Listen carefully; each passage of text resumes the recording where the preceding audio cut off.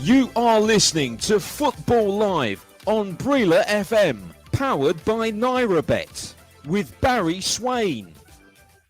Good afternoon, everyone, and welcome to Football Live, exclusive to Breela FM, bringing you all the live Saturday afternoon action across the next 4 hours. Later at 3 o'clock, we have 5 big matches in the Premier League, plus a game in the Bundesliga involving the current league leaders, Bayern Munich. So a big afternoon, and today is the day that Southampton could be relegated if they don't beat Fulham. But for now, we're going to concentrate on 2 matches that have kicked off already in the lunchtime kickoffs. There's a massive game which is going to have an impact on the relegation battle and the race for the Champions League. Leeds United in the bottom 3, Newcastle in the top 4, but it can all change very quickly. And there's already been a goal in this game. Half an hour played at Ellen Road. Let's cross over to Pat Narrett to bring us up to date with how the opening half an hour has unfolded.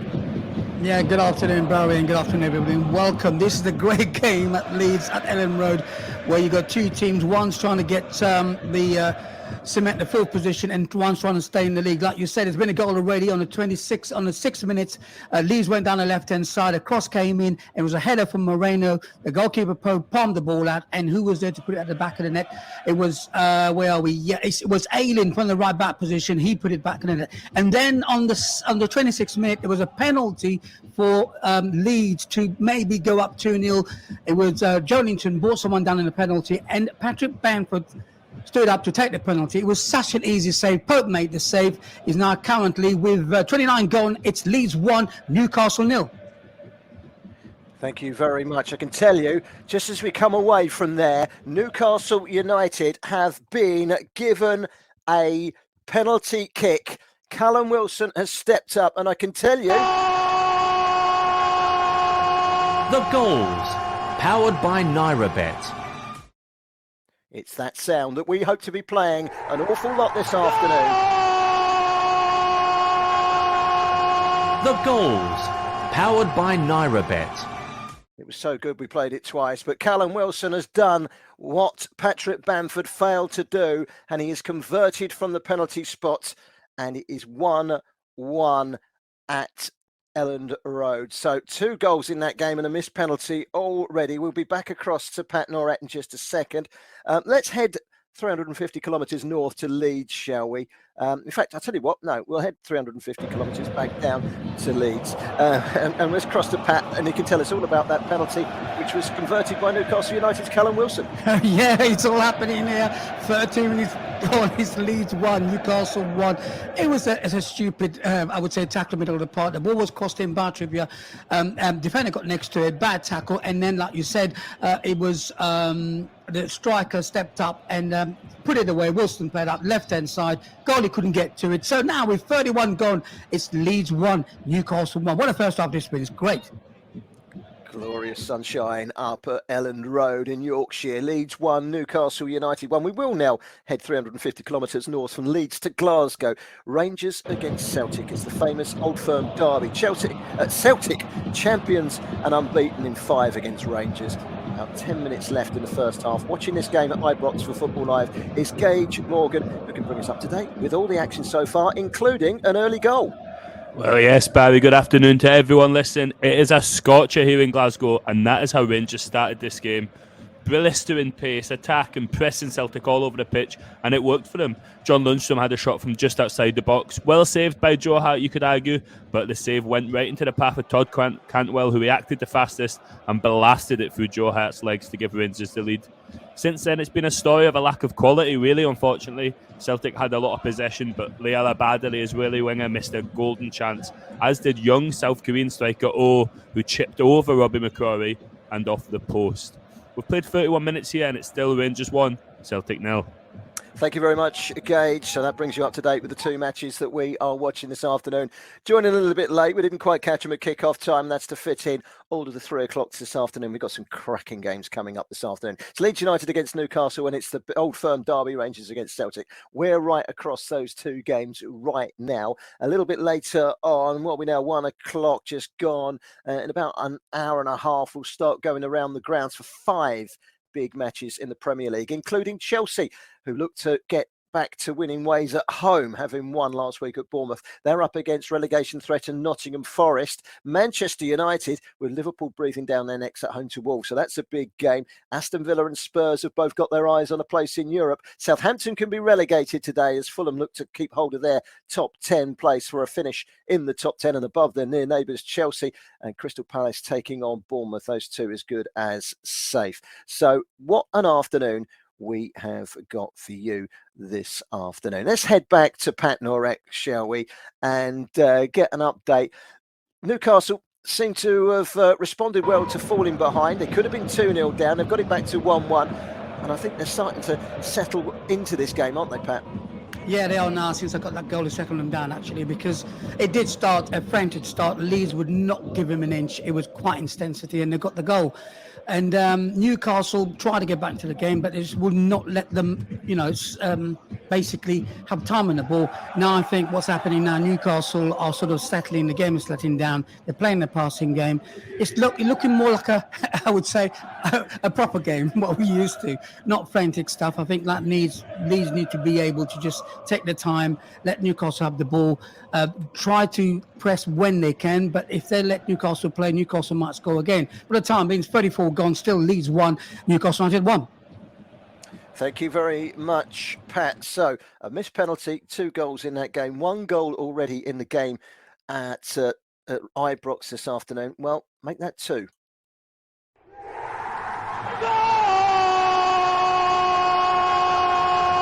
The goals, powered by NairaBet. Last time we were with Gage Morgan, he told us about Rangers taking a nice early lead. They haven't won in 5 against Celtic. Another goal in this game, Gage Morgan, but which way has it gone? And it's went to the home side, Barry. Rangers will be looking to avoid a clean sweep of Old Firm losses this season, and they are well on their way to that now. Corner kick, as simple as you like, ball into the box. John Souttar, who's had an injury-ravaged season, was the first to meet it. Great header. Joe Hart didn't even move. 34 minutes gone. Rangers have 2, Celtic 0. Last Monday was a bank holiday Monday. We had Fulham 5, Leicester 3. Then we had Brighton 1, Everton 5, and then Forest beating Southampton 4-3. What a day! And I'm just beginning to wonder. Hold on a minute. Is that whatever was put in the coffee has been put in today's coffee as well? Because we've had 1-1 Leeds, so we've had 2-0 Rangers Celtic. We're not covering the game in Spain today, but I can tell you it's only 6-7 minutes gone, and already Real Sociedad are leading 1-0 against Girona in that match, thanks to Mikel Oyarzabal of Real Sociedad giving them the lead. So that's where we're at the moment. Goals here, goals there. There's goals just about everywhere. And, well, let's head into... before we go to Ellen Road again, let's hear from Sam Allardyce. Now, Sam spoke yesterday about this game against Newcastle United, and he was blissfully aware that Newcastle were going to be a real potent threat, and they're going to be hard to handle. Attacking and defending and attacking with the players this week hopefully improves their level of performance to get to a higher standard on Saturday.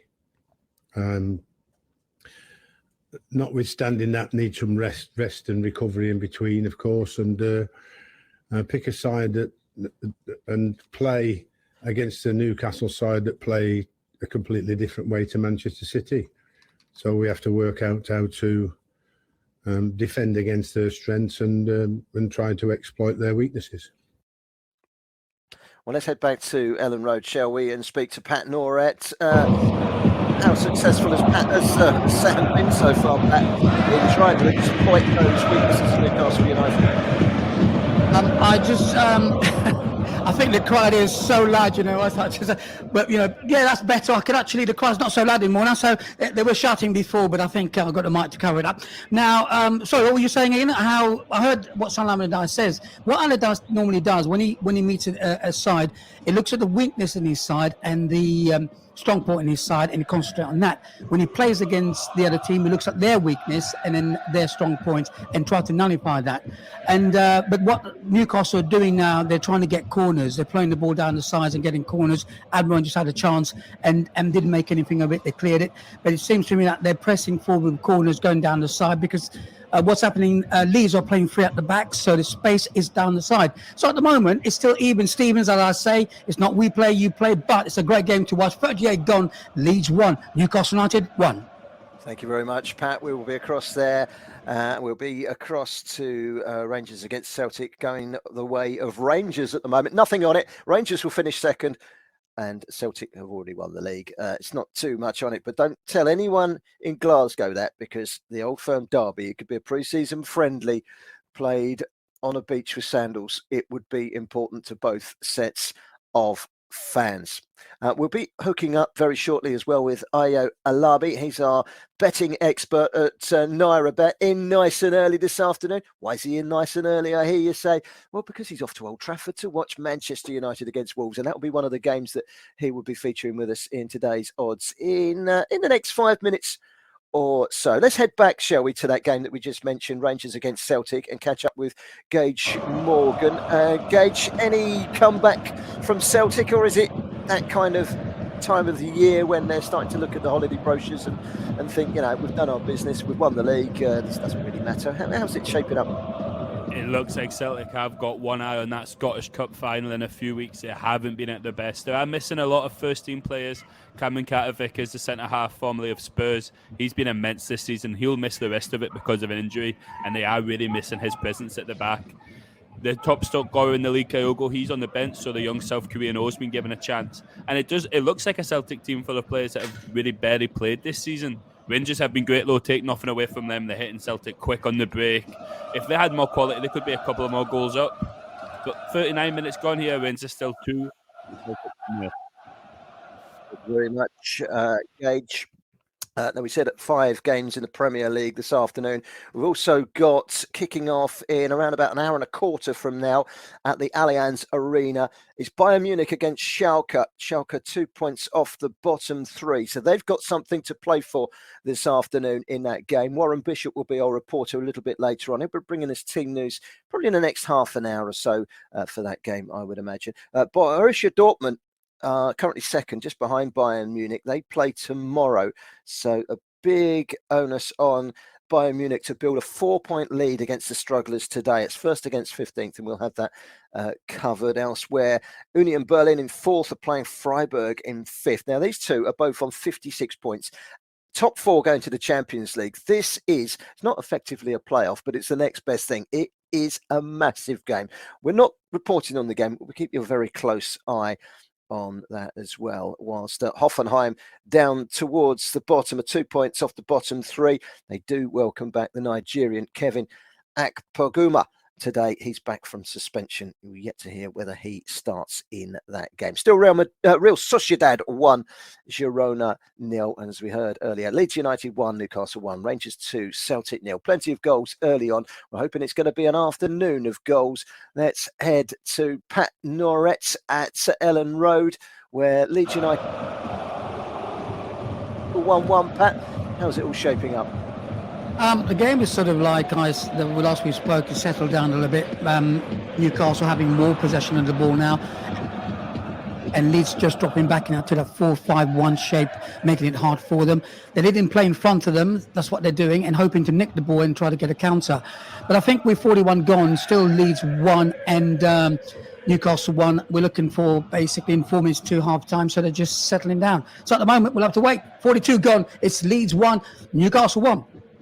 Yeah, that game's just over 2 minutes to go until half-time, plus injury time as well. So we'll be across to Pat throughout to bring you the latest from that game. A draw would be another point for Leeds United in the standings. So I'm just pulling up the league table in front of me here.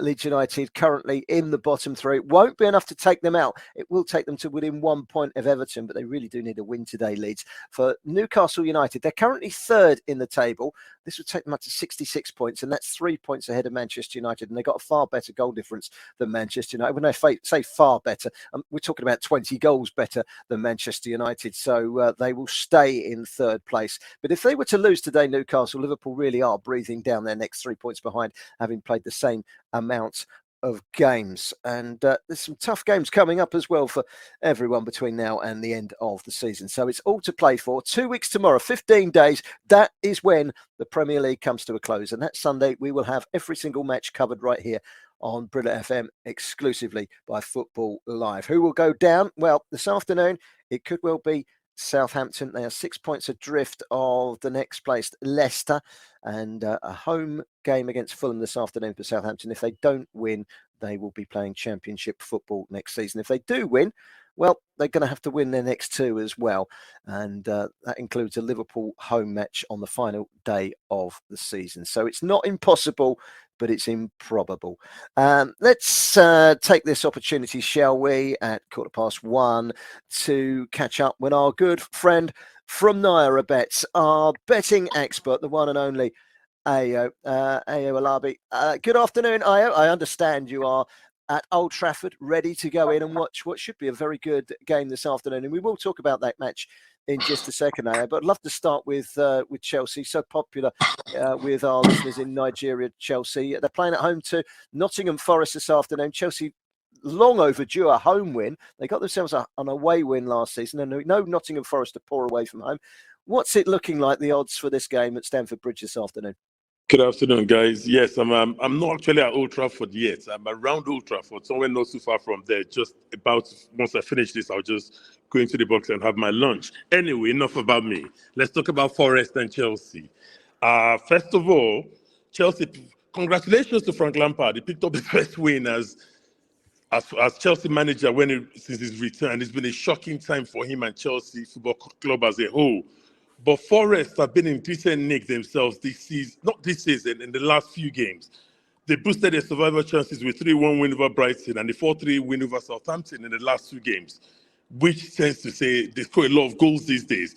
Chelsea, on the other hand, may have picked up their goal-scoring touch. Chelsea to win the game at 1.53, Forest at 6.50, which is quite huge, even though we know Forest have not been very good away from home. But they're 6.50. A draw is at 4.33. Both teams to score. Correct score Chelsea to win 1-0 is 6.50. You think if Chelsea was going to win the game, they'll probably win by 1-0, probably by 2-1. And Chelsea to win 2-1 is 8.00 and 1-0, 6.50. But I think the best bets of the game for me will be both teams to score at 2.10.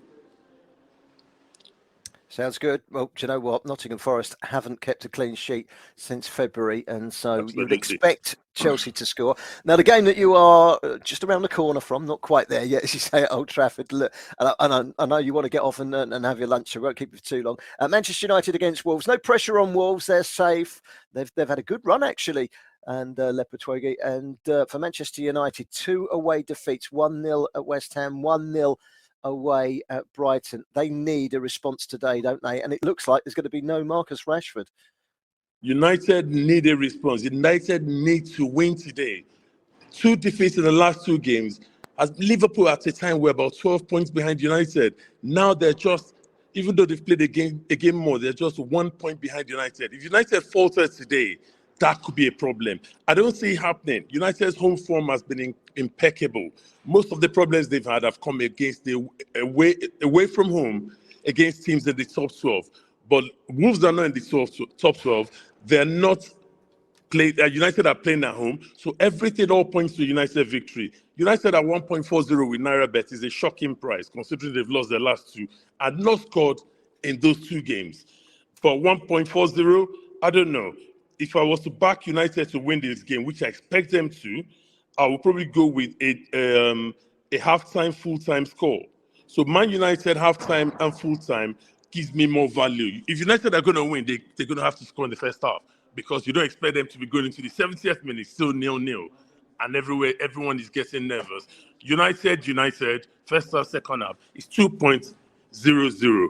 Where the normal United to win is 1.40, while Wolves is, let me just get the Wolves odds for you again. And Wolverhampton Wanderers are 8.00 to win. If you think Wolves will cause another offset, so another 1-0 win against United, Wolves are 19.00. But I'm going with United first half, second half at 2.00. And finally, let's quickly touch base on two teams pushing for Europe. Aston Villa against Tottenham Hotspur. Tottenham have got a fantastic record at Aston Villa. It's an unbelievable record. We'll touch a bit more on it later on in the show. But Aston Villa, are they the favourites? I think they've got to be at home, haven't they? Aston Villa are the favourites, just marginal favourites to be honest, which is surprising. 2.38, and the draw is at 3.60. Spurs are 3.00. Spurs have been shocking. They've been diabolical this season. Aston Villa, since Unai Emery took over, we know they've been sensational. They had that blip against Manchester United. They played quite well, even though they lost 1-0. And the way they handed Newcastle that 3-0 defeat is still very fresh in the memory. I think this is going to be a Villa's game. Villa are 3 points behind Spurs. Spurs are they're neither Arthur nor Mata. Today they play well. One moment they're very terrible. Ryan Mason, he's done a decent job in making sure things are settled at the lane, but the quality is still not there. I think Villa 2.38 is a good bet. And if you think Villa are going to win by 1-0 or 2-0, 1-0 is 9.00, 2-0 is 12.00, while 2-1 is 9.00. All road points to a Spurs, to a Villa victory as far as I'm concerned. Spurs, though, to win 1-0 is 10.00, 2-0, 15.00, and 2-1, 10.00. But I think this is Aston Villa's game. I may be wrong. I think you're right. But you never know with Tottenham Hotspur, do you?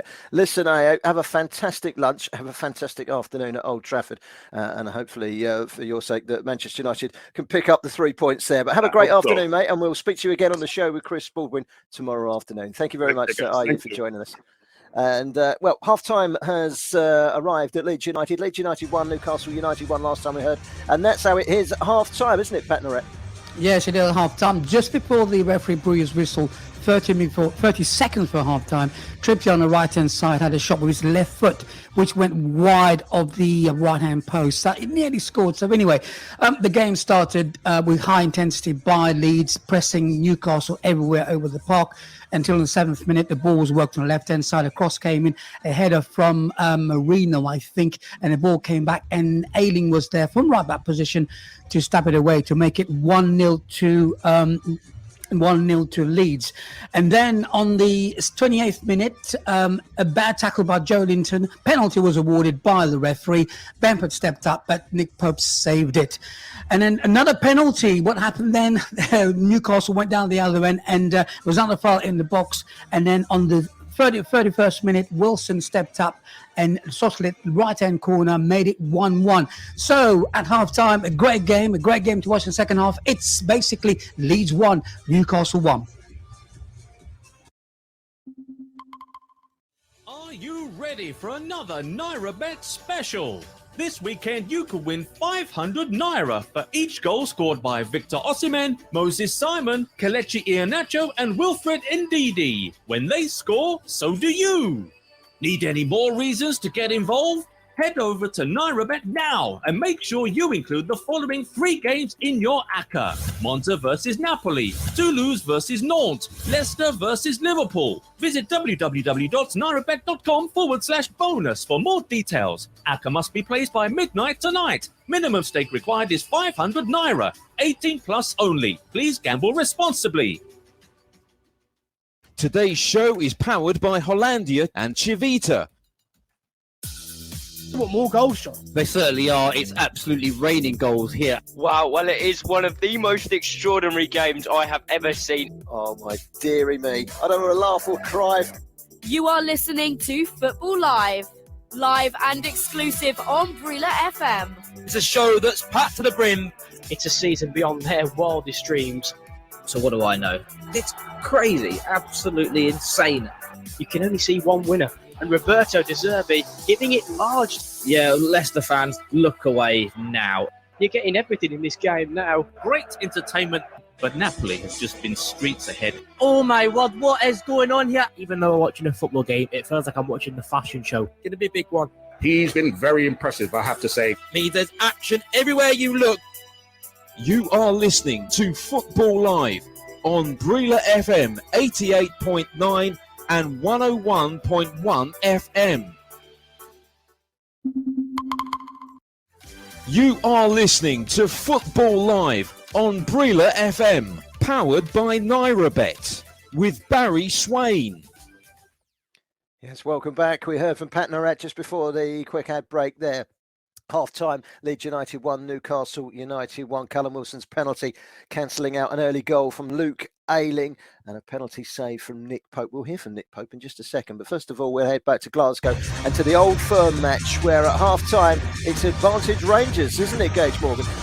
Yes, it is. And let me tell you, Barry, Rangers fans will be scratching their heads. Where has this performance been all season against Celtic? They have harried and pressed all over the Ibrox pitch. Todd Cantwell reacted first from a rebounded shot to slam home the opener, and just after that, John Suter headed home from a corner to put the home side into a 2-0 lead. Celtic looked to be victims of a championship party hangover after confirming the title last week, and they'll need to go up a gear or two if they're to get anything from this game and continue their hunt to smash the record point total. As you said, it's advantage Rangers. At half-time, Rangers have 2, Celtic 0. Thank you very much, Gage. And I can tell you there's been another goal in the game in Spain. It's now Real Sociedad 2, Girona 0. The 37-year-old David Silva has gone and scored the evergreen. David Silva making it 2-0 to Real Sociedad, former Manchester City player. Now, we heard from Pat Norat a few minutes ago telling us about the 1-1 scoreline at half-time. We heard amongst it all a penalty save, Patrick Bamford missing from the spot, saved brilliantly by Nick Pope. And we caught up with Nick Pope this week, who was very upbeat about his team's chances of reaching the promised land of the Champions League. Yeah, we speak about, obviously, we're an ambitious squad. Ambitious people, and that's our goal now. You know, maybe at the start of the season, I think we were a bit maybe careful about setting goals because we didn't want to limit ourselves. And you know, we're in this position now. I think when you're at this stage of the season, you want to have stuff to aim for and to go for. And we've given ourselves, you know, a great platform to build on, and that's where we'll concentrate from now to the end of the season. What were your earliest and best memories of a kid watching Champions League? Well, my team's Ipswich Town, so not a lot, you know. Obviously, Man United in '99, I think I wouldn't have been very old, but you kind of would have seen clips of that quite a lot. Remember Zidane's volley? That weren't bad. So yeah, a few early ones. Wow, that's Zidane's volley. I remember it well. Hampden Park, wasn't it, for Real Madrid? What a goal that was. You'll do well to find a better goal scored in the Champions League final. Who'll be playing in the Champions League final this season? It's beginning to look like it might be Inter Milan 2-0 up after the away leg against their ground-sharing neighbours AC Milan in midweek. Still another 90 minutes to play there. Real Madrid 1, Manchester City 1. What an intriguing game that was. And yeah, let's hear from the Rangers boss, shall we? Michael Beale, his side pumped up for a big City derby, despite there being nothing on this game. He was quick to point out it doesn't matter what type of game it is. If it's involving Celtic and Rangers, it's big in the city of Glasgow. No, I don't think so. No, I think this game certainly it focuses your attention because you live in a city where this game is hugely important to everybody, not one or two people or a certain amount. Every single person in this city has got a say and a feeling and an allegiance to one of these two teams. And I think the players are aware that they would like to give their fans something to hold on to over the summer. That was Michael Beale, and he'll be a very happy man in the home dressing room at Ibrox at half-time, because at half-time, it is Rangers that lead against the champions Celtic by 2-0. Real Sociedad 2, Girona 0. Only 20 minutes played in that game, 28 minutes in fact. David Silva, as we just mentioned, scoring the second goal there for Real Sociedad.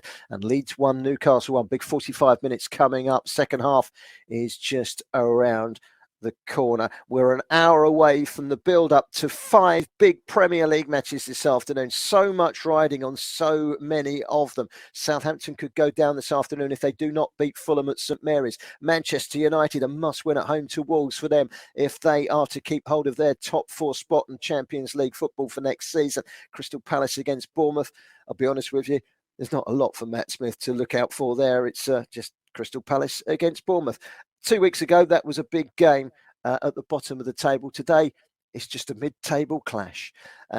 Chelsea against Nottingham Forest. Chelsea looking to somehow scramble a top 10 finish. If they are to do so, they have to win today, because their next 3 games, Chelsea, or the next 2 games, away to Manchester City next weekend. Before that, they go to Manchester United, and it's quite some finish for Chelsea, as they will be going final day of the season to Newcastle.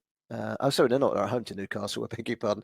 And they've already lost at Newcastle. So Manchester City, Manchester United and Newcastle are the final 3 games of Chelsea. So if they are to finish in the top 10, then they really have to be beating Nottingham Forest this afternoon. Forest, of course, winners against Southampton 4-3, and a thriller on Bank Holiday Monday, that day where 3 games produced over 20 goals. Quite some day that was. We're hoping for another afternoon like that today.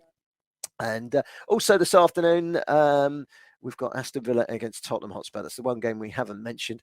Jackson Cole will be watching that game at Villa Park. Aston Villa against Tottenham, 2 teams neck and neck in the battle for European qualification next season. 3 or 4 weeks ago, Tottenham Hotspur looked to shoe in for the Champions League. Now, there's every possibility that they might not even make Europe at all. They've still got some tough games to come. Tottenham Hotspur, and they go to Aston Villa this afternoon. Of course, we've also got Bayern Munich against Schalke with Warren Bishop at the Allianz Arena. We'll be across to Bavaria very soon, when Warren can give us some team news very shortly. Let's catch up, shall we, now, with John Kane, who can very kindly step in and give us a few half-time odds. The latest big match odds with NairaBet. Yes, good afternoon. The latest odds on NairaBet, of course, is half-time in the English Premier League between Leeds and Newcastle. Leeds at home are 5.50 for the win. The draw is 2.88, and the win for Newcastle is 1.91. So the book is still favouring Newcastle to win that game. Spanish La Liga, 30 minutes gone. We keep an eye on that with Barry Swain. It's 2-0 for Real Sociedad. It's 1.03 for the win for Real Sociedad. For the draw is 19.0, and an away win for Girona, which seems quite impossible at the moment, especially with the form that Girona are in lately, 67.0. Of course, we'll be having more games later on throughout the show, but for the time being, that's the odds for you. And of course, all these odds are subject to change. Thank you very much, John. There is a game kicking off in Italy in around about half an hour's time. It's Salernitana taking on Atalanta at the Stadio Orecchie. 15th against 6th, Atalanta and Roma neck and neck, both on 58 points for a final European qualification spot. So a big game that. Salernitana are all but safe. I can tell you, Ademola Lookman, one goal in 12, although he has got 15 this season for Atalanta. He does not play today. He is not on the team sheet at all. Ademola Lookman missing out today for the Atlanta team. I can tell you that on the bench is William Troost-Ekong, the Nigerian international on loan from Watford, and he's on the bench for the opponents today. The hosts, Salernitana at the Stadio Orecchie. We'll keep a close eye on the goals as they go in. It's a big afternoon in the Scottish Premiership. The leagues are starting to slow down now. Over here in England, the EFL is at playoff stages. We'll touch on the playoffs a little bit later. But in the Scottish Premiership, they've switched to the Championship round and the relegation round. So basically, the bottom 6 in the league play in a relegation round, and the top 6 play for a place in Europe as well as the Championship and runners-up. But that's already tied up, and we're following that game as well. Rangers against Celtic. This afternoon is also Aberdeen against Hibernian, 3rd against 5th, and then St Mirren against Hearts, 6th against 4th in the relegation round of matches. Livingston currently top the relegation round. They're pretty much safe. They go to Kilmarnock, are currently in the relegation playoffs. I can tell you, Leeds United against Newcastle United has just got underway in the second half.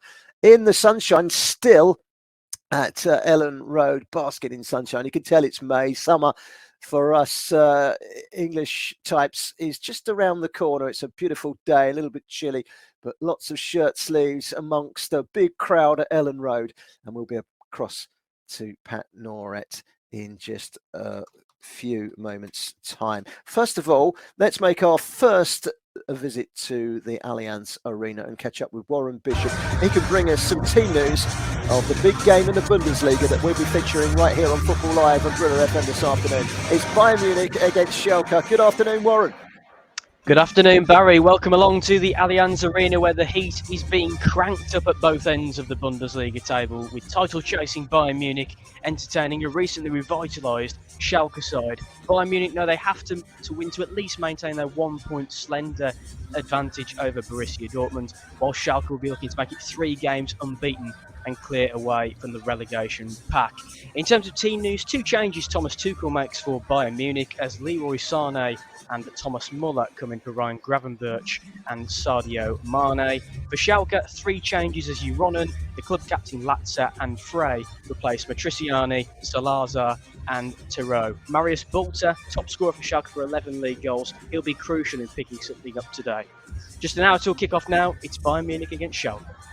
Warren, thank you very much. Looking forward to that one. Should be a great game because Schalke need something from that game.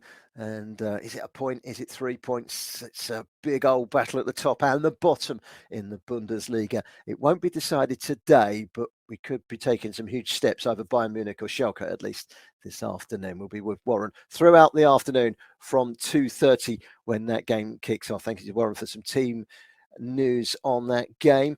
Now, the second half is underway in the match between Leeds United and Newcastle United. Before we head back to Pat Noret, let's hear from the Newcastle United manager, Sam Allardyce. This week, somebody threw a question at him about the talking point of the week, which is lots of teams seem to be wasting time. He's got his own opinion on the time wasters.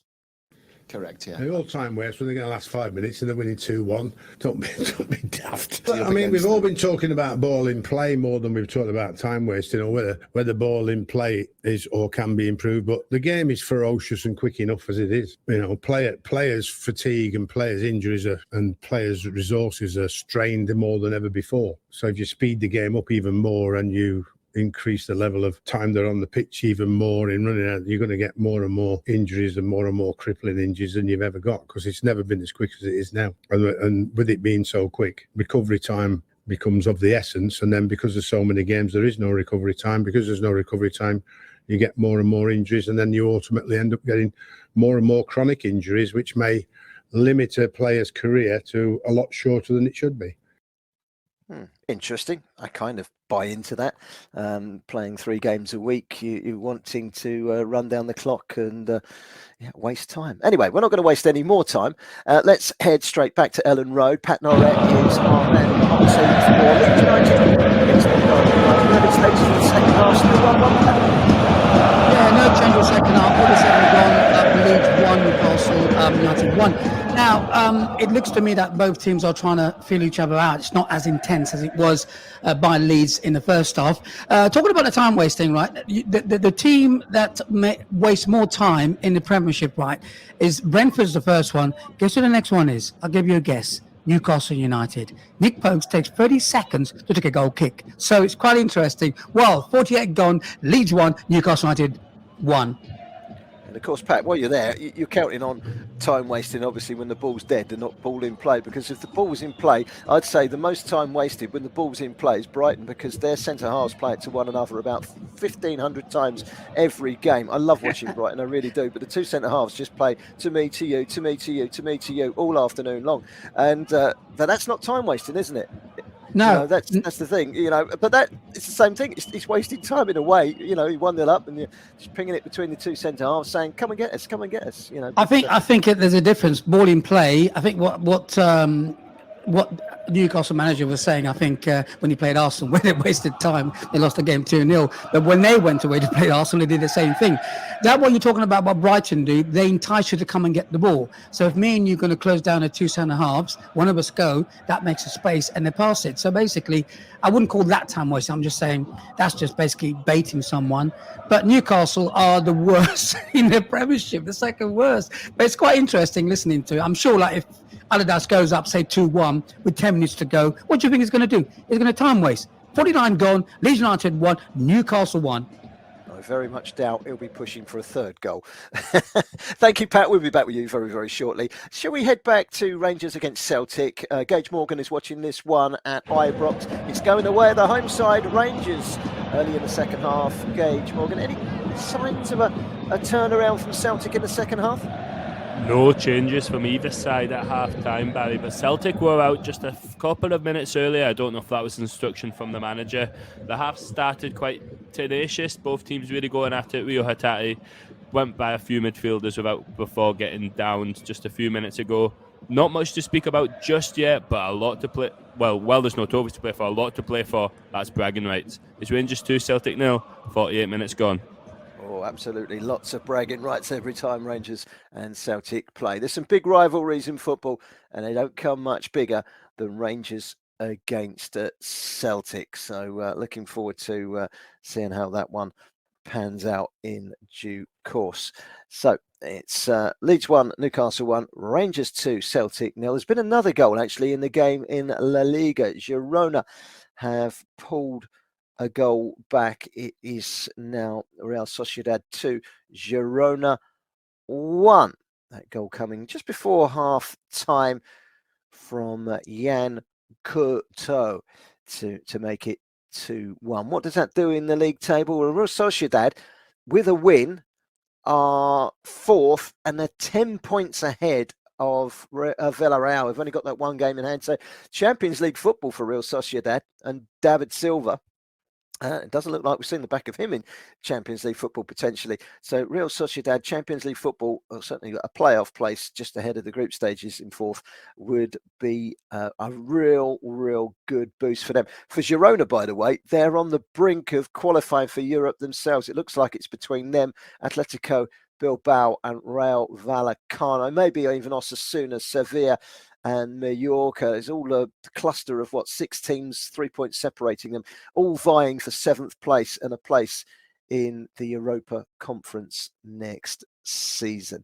So that's the way of things there. Goals are plenty. We've got 2 featured games that have produced 4 goals so far in the 2 feature matches that we've got. We've got Pat and Gage watching those, and we've heard already from Bayern Munich against Schalke, Warren Bishop, the team news in that game. I'll try and recap that for you in just a second. We'll get all the team news from the 5 big Premier League matches in around about 50 minutes time. We'll start to head around the grounds in the sunshine in the United Kingdom and England, ready for the weekend before the penultimate weekend in the Premier League. 2 weeks tomorrow is the final day of the season, and there's still so much to play for in the Premier League, and this afternoon is a big one. Incidentally, tomorrow afternoon, Football Live is back again, and Chris Baldwin is in the hot seat from 2:30 until 6:30, exclusively live on Brilla FM. And Everton against Manchester City, Brentford against West Ham United, and also Arsenal against Brighton. The title race is beginning to hot up. Will Manchester City come unstuck in between 2 legs against Real Madrid in the Champions League, which is their holy grail? Will they come unstuck at Goodison tomorrow against an Everton side that need that victory? And can they build on that 5-1 win away at Brighton? West Ham in the Europa Conference semi-final next Thursday. They lead from the first leg 2-1. They go to Brentford tomorrow afternoon.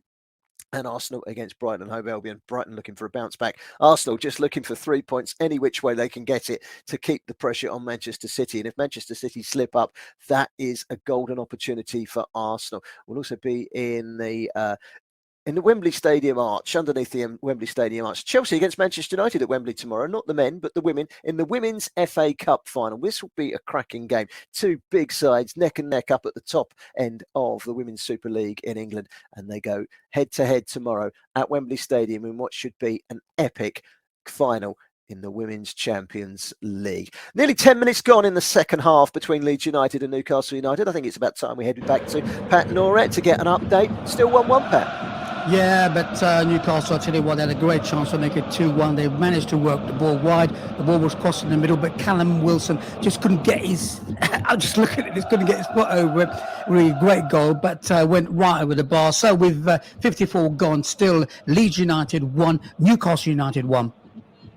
Thank you very much, Pat. And Rangers 2, Celtic 0. Heard from Gage a few moments ago, and we'll go back to Gage for an update in a few minutes' time. Elsewhere this afternoon, as I said, 5 Premier League matches, 1 Bundesliga match. We've got an Italian Serie A match. There's only one this afternoon, Salernitana against Atalanta, that kicks off in about 15 minutes' time. No Ademola Lookman for Atalanta this afternoon. Let's head back to Gage Morgan, who's watching Rangers against Celtic. He said earlier, clean sweep for Celtic if they can win today. They've rested a few players, and Rangers have taken full advantage and put on a good performance so far, and they deserve it at their 2-0 lead, Gage. Yeah, Rangers have played really well in the first half, Barry, in the start of the second half. But Celtic are slowly but surely going up a gear. When Ange Postecoglou took over, his mantra was "we don't stop," and that seems to be what's happening today. Matt O'Reilly caught one of the Rangers midfielders lacking. He took it off him. He drove towards goal. And let me tell you, young Robbie McCrory making his one of his first starts and goals for Rangers. That's a really top save. He picks out. You really didn't expect him to save that, and well, he's kept Rangers in the game. Rangers in lead at least. It's Rangers 2, Celtic 0, 52 minutes gone. Thank you very much, Gage. Saw a great story this week over in the Greek league, the Super Cup. It's a cup final in 10 days' time between PAOK and AEK Athens. Now, these two are massive rivals. Whenever they play, there's always trouble. The two sets of fans are always fighting. There's crowd trouble, and they've got to play on a neutral venue. No one in Greece will take the game. No one is prepared to take the game. So the game's going to have to go abroad. Now, they've asked someone in neighbouring Cyprus, can you take the game? And everyone in Cyprus has gone, not on your life are we taking this game. So now the Greek Cup final, it looks like it's between 3 venues. Australia, Poland, or Selhurst Park, Crystal Palace. You couldn't make it up, could you? The Greek Cup final in 10 days' time could be at Crystal Palace. It could be in Poland, who are notorious for their own crowd violence. I'm not sure how many fans from the two sets of fans will be travelling to Poland. I can't imagine there'll be too many, but the Greek Cup final at Selhurst Park, we'll see if that does get confirmed, or if they manage to find a venue a little bit closer to home. We'll keep a close eye on that. I think that was a great story coming out of the Greek football circle this week. There's been a booking in the game at Ellen Road. It's a yellow card for Newcastle United, Pat Narette. Yeah, it's a strange one, really, because Bruno Guimaraes have not been in the game because he hasn't been allowed to get in the game. One of the Leeds players got the ball, ran for when he just made a hash tackle, and it's the referee said to him twice now. I didn't see the first one, so I don't know. I must have missed it, but it was. I wouldn't say it was a bad tackle. He just lunged, and that was it, really. So the first booking of the game. But with 57 gone, it's still Leeds United 1, Newcastle United 1. Yes, 1-1 in that game. Just seeing, just as you say that, Pat, just come back to you. The referee's got another yellow card out. It looks like it's Junior Firpo, and he's having a look because Junior Firpo has gone straight over the top of Guimaraes. We'll come back to you on that one in a few minutes, Pat. But it's one I think VAR are looking at, but I'm not sure whether he made any contact or not. But we'll come back to you on that one in a few minutes' time. It's a red card check in that game, Pat, and it's Firpo on Guimaraes, and he's gone over the top. It's one-footed, but he's come down with his right foot stamping on the left foot of Guimaraes, who goes down. It's not two-footed, but it's dangerous. It's reckless. We'll see whether that's going to be a red card in just a few minutes' time. Let's quickly go to Rangers first of all. A chance for Celtic, Gage Morgan. Yeah, it was a chance for Rangers, Barry. Celtic had the corner, they took it. It was poor. Rangers counter-attacked and fashioned Sakala. People have said a lot about his technical ability this season, but one thing you can't deny is his pace. He blazed away from the Celtic back four, went round Joe Hart. Todd Cantwell took the ball off him and he's missed it. Rangers had a massive chance to go 3-0, but still 2-0 up here, 57 minutes in. And it looks like VAR have decided it's not a red card for Firpo. Another goal in the first half of that game in Spain between Real Sociedad and Girona. Sociedad looking good for a Champions League place. Girona are playing for their lives to try and get into the Europa Conference. I can tell you that Christian Stuani, the former Middlesbrough player, has just got an equalised for Girona. It's now Real Sociedad 2, Girona 2. Really good game going on in Spain this afternoon. Let's head back to Ellen Road, shall we? Pat Norette, nasty challenge, but VAR didn't see enough in it to overturn the yellow card on Firpo into a red. No, I mean, it looked nasty, but when you watch this, I think when you watch it in real time, it looks nasty, but watch it again, both his feet were not off the ground. He just made a slide tackle. And did it catch him that badly? I don't think so. But those two have been going on at each other anyway, because I think it was his tackle on Firpo, which got him booked, and now he paid the favour back by tackling Ramirez, and he got booked. But it was nothing on it. 60 gone, still Leeds United 1, Newcastle United 1. Thank you very much, Pat. So that's up to date with our 3 games this afternoon, 2 in which we've featured, plus Real Sociedad and Girona, which I can tell you is now half-time. Real Sociedad 2, Girona 2. What a game that has that turned out to be. We'll be heading back to our colleagues at Brilla FM in Nigeria very shortly for a break. Just a quick reminder ahead of that you can connect with us on Twitter at Brilla FM 889 and on Facebook at 889 Brilla FM. And for all the latest football news, visit www.brilla.net and click on latest news, and we'll be back with Femi in just a minute or so. Let me just quickly bring you up to date with where we're going to be in the final 3 hours of the show. We'll be watching the closing stages of Leeds United against Newcastle. Big game, this one, and it's heading into the final stages. And they're going hammer and tong at one another. We'll be back with Pat Norette for that game. It's Rangers against Celtic, still 2-0 to Rangers in that game at Ibrox, an hour gone. And then we'll be building up from 2:30 this afternoon, just over 40 minutes away from gathering all the team news for the 5 games in the Premier League this afternoon, including Chelsea against Nottingham Forest, Manchester United against Wolves, big one that in the ramifications for top 4, Villa against Spurs as well, and Southampton could get relegated this afternoon if they do not beat Fulham at St Mary's. For now, though, we're handing you back to Brilla FM, and we're handing you back to Femi. Good afternoon to you, Femi. I've got a quick question for you. Kieran Trippier nearly scored in the first half. He's created 101 chances in the Premier League this season. Only one other player has created more. I wonder if you know who it is. Over to you, Femi. Speak to you in a minute. It's now 47 goals in Serie A for Victor Osimhen. It is that man. It's number 29 for the season for Erling Haaland. And it's Ivan Toney, his 18th goal of the season. Alexander Isaac is made it 5-0 to Newcastle United. Yes, and the Nigerian Alex Iwobi, absolutely fantastic shot. Kelechi Iheanacho, the man that scored for Leicester.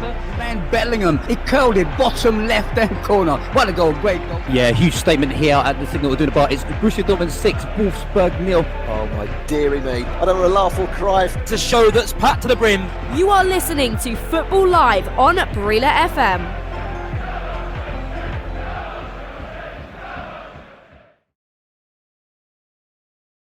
You are listening to Football Live on Brilla FM, powered by NairaBet, with Barry Swain. Thank you very much to Femi. And Femi, I can tell you, you were absolutely right. It was Bruno Fernandes. And there's me thinking I found a question that you wouldn't know the answer to. Very well done, Femi. A round of applause for you. A round of applause for Femi. And this for Newcastle United.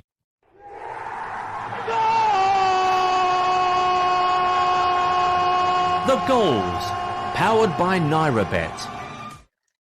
I can tell you, it's 2-1 to Newcastle United, and it's a game of penalties. It's a game of psychology, and Callum Wilson has scored both of his penalties. The first one he put right in the corner to the goalkeeper's right. He's just going to put it straight down the middle. Let's hear all about that goal, shall we? And it's a big goal for Newcastle United. It's Pat Norette to tell us all about it. Yeah, 68 minutes gone. It's now Leeds United 1, Newcastle United 2. Callum Wilson scoring his second penalty of the game. A strange one, really. The ball came in the box and Furlow jumped up with his hands up. Now, people are saying, how can you jump up with your hands up? But he did it. And I think it was pushed a little bit by Isaacs, but went to VAR while it was given. As you said, Callum Wilson stepped up, took his time. And this time he put it high. The goalkeeper's right. So with 69 gone, Leeds United 1, Newcastle United 2. Thank you very much, Pat. That could be a big goal for Newcastle United. What does it do for the live standings in the table? Well, a win for Newcastle United takes them to 68 points. That's 5 points ahead of Manchester United, who will have that game in hand, which is against Chelsea in the coming week or so. Liverpool will be 6 points behind Newcastle, having played the same amount of games, and then a further 5 points back are Tottenham Hotspur. You can almost write off having lost 12 times this season from a top 4 finish. Let's head back to Glasgow, shall we? And to Ibrox. Ibrox, by the way, is on the south. You'll probably be able to confirm this for me, Gage. So I watched this, I looked at this on the map, and there's a stat that I come up with, a fact, Gage, and you can probably confirm this to me. So on the south of the River Clyde, South Bank, it's Ibrox, and on the north, it's Celtic, but Ibrox is still more north than Celtic. I found that amazing when I was looking on the map yesterday. Don't ask me why I was looking on the map. It was just out of interest. But anyway, heading towards a home win, this one, I think, by the look of it. Rangers 2, Celtic 0. Well, yes, the game it's continued to be entertaining, as old firms often do. In the little break there, when we went back to Femi, Todd Cantwell had another great chance saved by Joe Hart. Todd Cantwell's having a great game. Everything's going through him for Rangers. Celtic have looked to the bench. They've brought on Player of the Year nominee Kyogo to try and fetch a couple of goals, but it's looking to go Rangers' way. They're looking to avoid that clean sweep. 2-0 Rangers, 68 minutes gone, Ibrox. Thank you very much for that, Gage. And I can tell you there's been a double substitution. We'll go across. Saint-Maximin is one of the players coming on. Callum Wilson coming off for Newcastle. We'll hear all about that from Pat Norrat in a short while. In the meantime, I can tell you there has been another goal. We've just left Ibrox, and within a matter of seconds, in true Football Live tradition, there's gone and been another goal.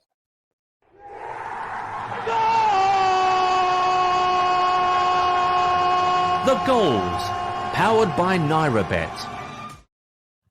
And I can tell you, Rangers have just extended their lead to 3-0. We'll be across to Gage Morgan to hear all about that in just a few moments' time. So Rangers 3, Celtic 0, and they're certainly making up for lost time today, Rangers. They've lost every single game against Celtic this season, but they are 3-0 up now.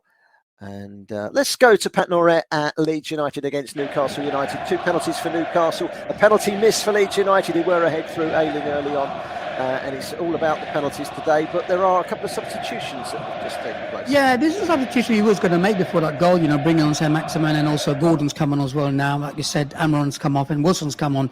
I think because he wasn't getting anything through the middle, well, I think he thought he was going to get something in the middle, so he thought, let's bring on my 2 wide players, Maximin and Gordon. He's done that now, which means, what do Leeds do? Leeds made a substitute themselves, bringing, Ginotto on as a little winger who actually gets the ball and runs with it. So it'd be interesting if Samala does give another 10 minutes or so to see, can they get back into this game? They cannot afford to lose this game. Maybe a draw might be best for them, but if they go forward, they might be picked off by the 2 wingers. As Maximin gets the ball, he runs with it as well. So does Gordon. So with 73 gone, still Leeds United 1, Newcastle United 2.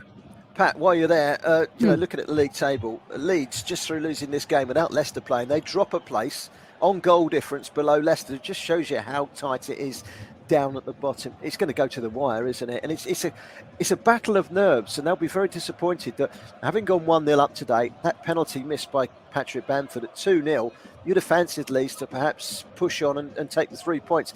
Vital penalty miss that from Patrick Bamford, wasn't it? Yeah, it was. And also, if you look at the context of the whole game, the way Newcastle just got their 2 penalties, it was 2 silly. The first one, a silly challenge, a push in the box. The second one, he jumped up with his hand up, which back in the day, that wouldn't be, what's his arm doing up there? But I suppose he needs leverage to jump up. But I think it was push. by Isaacs. But, 2 penalties, 2 goals for them. And really, if you look at it in the context of this, if it stays like this, they don't, well, do they deserve it? I don't think so, because I think both teams, it's been 50-50. I wouldn't say there was one team standing out, but now, obviously, with Leeds having to get that goal, they're going to open up, and then they're going to might get them on a counter. With 74 gone, still Leeds United 1, Newcastle United 2. Let's hear all about that third Rangers goal at Ibrox, shall we? Across to Gage, Morgan.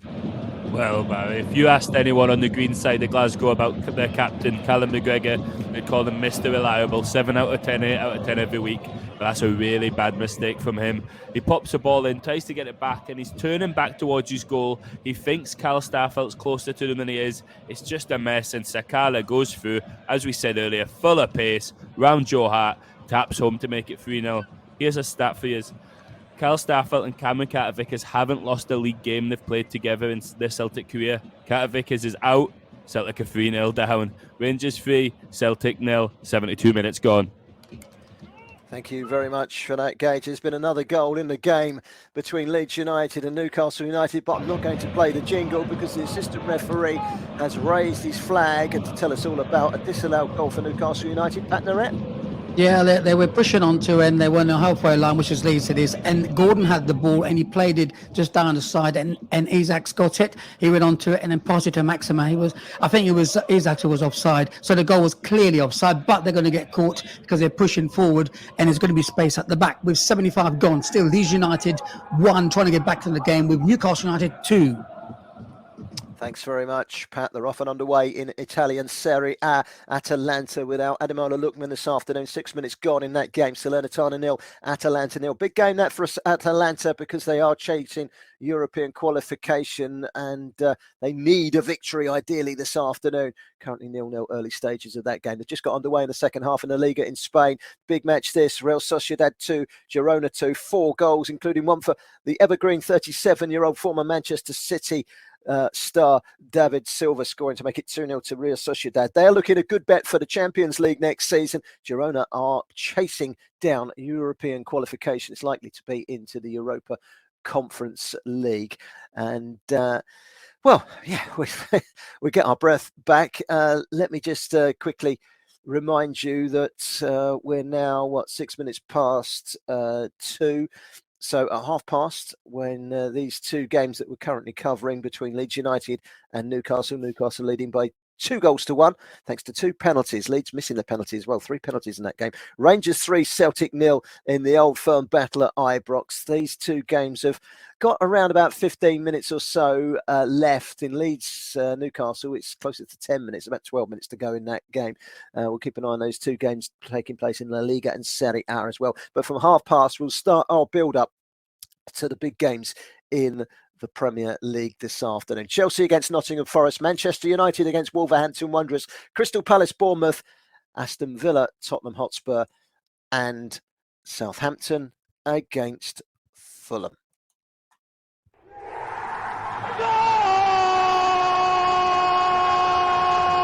The goals, powered by NairaBet. There's been another goal in the game at Ellen Road, and it's Leeds United that have equalised to make it 2-2.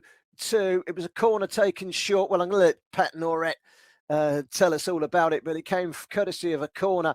And Newcastle United had the chance to clear on more than one occasion, but it's a blinding finish to make it 2-2 between Leeds United and Newcastle. And that goal comes just before the last 10 minutes are entered. So it's a late equaliser.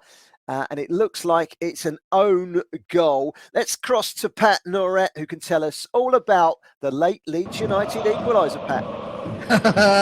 78 gone. Leeds United 2, Newcastle United 2. Yes, it was a short corner taken.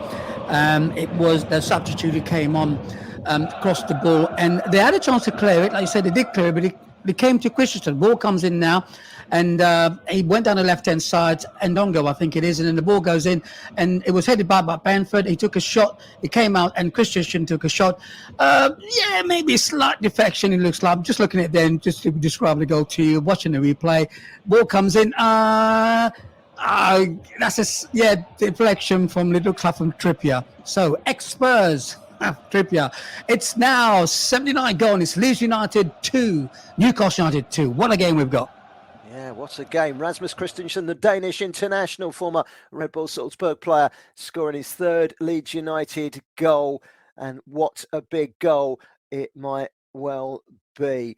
2-2 in that game with 10 minutes to play. And it lifts Leeds United back up to the final of the 3 relegation places. They need a win really today, Leeds United. They are on the ascendancy at the moment. They've got a really dangerous free kick, which I'm sure Pat will tell us about in just a few moments' time. Let's head off to Scotland again, shall we? Gage Morgan is watching what looks to be a strangely one-sided encounter. Rangers 3-0 up. Is there any chance of them extending that lead, Gage? Looks to be over here at Ibrox. Celtic have sent on some of the subs. David Turnbull, Sead Haskabanovic and Tomoko Iwata have all came on for Celtic, but this game looks like it's running out of steam. Rangers will be happy with this. They'll look forward to next season now. Hope they can get a few players in, but Celtic haven't been at the races at all. 78 minutes gone at Ibrox. Rangers 3, Celtic 0. Thank you very much, Gage. And Leeds United 2, Newcastle United 2, Real Sociedad 2, Girona 2. That one's only had 15 minutes. No goals yet in the Serie A. Salernitana against Atalanta is goalless. And as we just heard from Gage Morgan, Rangers are romping to victory. Long overdue it is too against the champions Celtic at Ibrox Park this afternoon. It is 3-0 in that game. Let's head to Pat Norrat, who's watching Leeds United against Newcastle. They got the equaliser, Leeds United. They were on the front foot again. A very dangerous free kick. Did anything come of it? Yeah, this was taken on their right-hand side, which is Leeds United left-hand side. Christensen whipped the ball in, and I tell you what, Bamford jumped. But if he would have headed, if he would have connected that with his head, he would have scored. But he connected it with his shoulder. The ball went over the bar. So with 81 gone, still Leeds United 2, Newcastle United 2. Thank you very much for that, Pat. So plenty of goals around so far this afternoon. The game between Bayern Munich and Schalke will be kicking off in just under 20 minutes' time. We've got Warren Bishop in Bavaria watching that game. If you're interested, I can tell you that Serge Gnabry and Sane starting. Coman is starting as well, with Sadio Mane amongst the substitutes for Bayern Munich this afternoon against a Schalke side that need something from this game, really, just to help bolster their chances of survival down at the wrong end of the Bundesliga. Incidentally, last night there were some games taking place, and one of them was in the Bundesliga. Cologne 5, Hertha Berlin 2. Hertha are bottom, 5 points from safety, 2 to play. They've got Bochum at home, Wolfsburg away. 2 winnable games. But if Schalke win today at Bayern Munich or Stuttgart beat Leverkusen tomorrow, Hertha Berlin will be relegated. So there's even more on that Bayern Munich game this afternoon. So if Bayern lose this afternoon, then Hertha Berlin will be relegated. Last night in Serie A, Lazio found a 96th minute even equaliser from Sergej Milinkovic-Savic to get a 2-2 draw against Lecce. Lecce should be safe down at the bottom on 34 points. Lazio stay third in the hunt for European qualification and indeed Champions League qualification. Big game in France. Lens closed the gap on PSG at the top to just 3 points. They had to play 71 of the game at home to Reims last night with 10 men. Kevin Danso sent off. The Ivory Coast international Seka Fofana, the former Manchester City and Fulham man, with a winning goal. A 19th goal of the season for the Arsenal loanee Folarin Balogun, whose parents are Nigerian. He could yet play for the Super Eagles. He did indicate back in October that he might well be interested in playing for the Super Eagles, but he's been banging in the goals, I can tell you, this season on loan at Rennes. I'd be interested to see where he goes next season. But they held out the 10 men of Lens. They're 3 points behind PSG. The only problem is PSG's 4 remaining games are all against sides in the bottom half of Ligue 1, 3 of them battling against relegation. So you would expect Paris Saint-Germain, Messi or no Messi, to carry out 4 victories and see home the title for another title in France in Ligue 1. But my goodness me, Lens have really given them a run for their money, and they've shaken off some big names like Marseille and Monaco to so they're right at the top. And one thing's for sure, Lens, who are very well supported in France, will be playing Champions League football next season. It looks almost certain of that now. In La Liga last night, Mallorca won, Cadiz 0, leaving Cadiz with just 1 point above the drop zone, 4 to play. In the Eredivisie in the Netherlands, FC Twente thrashed Nijmegen 4-0. Ricky van Wolfswinkel amongst the goals. Twente are 5th. NAC, who, despite that heavy defeat last night, are 10th and are safe. And what a game in the League One playoff semi-final in England. Peterborough United squeezed into the playoffs, playing Sheffield Wednesday, former Premier League club. In a shock, this one in the first leg. Peterborough 4, Sheffield Wednesday 0 was a result. Let's head back to the game between Leeds United and Newcastle United into the last 5 minutes.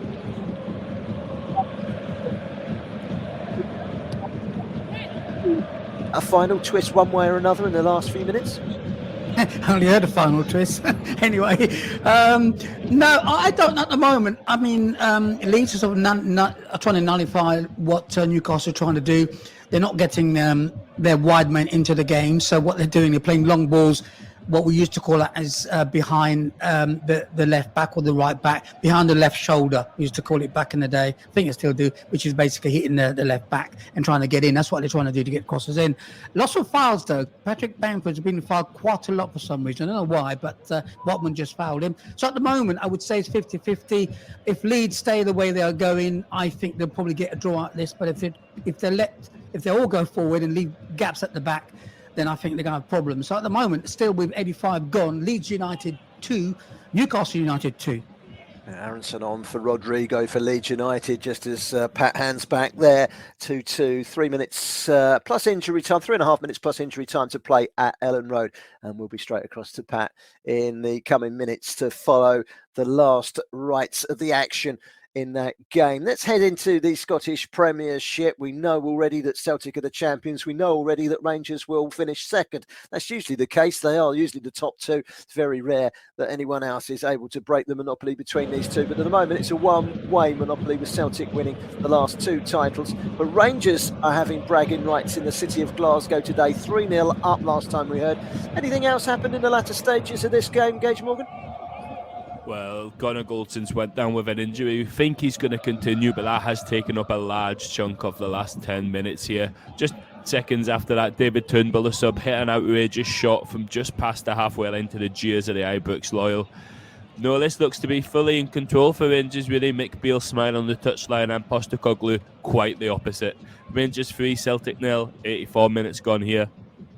Thank you very much for Gage. Barring an absolute miracle, it looks like Rangers are going to pick up the 3 points. Too little too late in their quest to overturn Celtic's supremacy for this season, and they will need to strengthen next season if they are to put a challenge on Celtic in the race for the Scottish Premier League title next season. Leeds United 2, Newcastle United 2. We're now into the last 2 minutes of that game. We'll be across to Pat Norrett in just a moment. Salernitana and Atalanta remains 0-0. No goals in the opening 13 minutes after 4 in the first half between Real Sociedad and Girona. So that one still nice and evenly balanced at 2-2. Premier League build up for the 5 big 3 o'clock in the afternoon kickoffs coming up in around about 13-14 minutes time, once we've seen off the conclusion of our 2 featured matches this afternoon between Leeds United and Newcastle United, and between Rangers and Celtic, which you just heard from Gage Morgan. Let's cross to Ellen Road once again and speak to Pat Norrett. Pat, Leeds, since we last there, made a couple of changes, and you know, if they can get 3 points, great. A point wouldn't be a disaster for them, but they really need to be winning games, don't they? Yeah, I think so. And I think Samuel Edas did say they need something out of this game. Now, he didn't say they needed to win. He just said need something out of it. The substitute they've made is Rodrigo's come up. Obviously, he's playmaker in the middle of the park. He's brought Aronson on to be, I suppose, it might take a point now, because what they're doing, You know, we talk about time. They're doing that. Every time they get a tackle, they go down to waste more time to regroup. So it's quite clear what Sam Dance is doing now. He's just wasting time. With 88 gone, 88 gone. Leeds United still 2, Newcastle United 2. I mentioned earlier the big game in the Bundesliga this afternoon we've got covered is Bayern Munich against Schalke. Kickoff in that game just over 10 minutes away. We've got Warren Bishop covering that one. There's another big game, Union Berlin against Freiburg. These two are 4th and 5th, and the top 4 going to the Champions League. They are neck and neck on 56 points. They meet this afternoon. It's absolutely huge at the Stadion and at Alten Forestieri, and we will have that one covered this afternoon. And that will be right here. I'm no reporter for that game, but I'll keep you entertained with all the latest scores. I can tell you there has been a red card in the game between Leeds United and Newcastle United, and we'll be across to Pat Norett in just a moment to find out which way that has gone. So a game with 3 penalties. VAR almost had the red card out earlier on Junior Firpo, but he survived on just a yellow on that occasion. And I can tell you there now is a red card, and Big Sam is making another change to counteract the fact that his side will have to see out the final moments of that game in injury time, down to 10 men. We was talking about the Bundesliga. One other thing that I was going to tell you is that the game between Wolfsburg and Hoffenheim struggling down towards the foot of the table. And I can tell you that they do have Nigerian Kevin Akpoguma back in their starting lineup today. He does start following suspension, missed the last 2 after picking up an accumulation of yellow cards. He's missed the last 2 games. He's back and he plays today. He starts. Let's head to the game between Leeds United and Newcastle United, and Pat Norett can tell us all about the red card. Yeah, it's a second booking basically on the edge of the area, just on the line actually, and it was a long ball forward, and what Junior Furlow was doing, he was running behind Gordon. He just touched him and Gordon went down in the box, but he was outside. So at the moment it's for a free kick to come in. It's 91 gone. It's Leeds United 2, Newcastle United 2.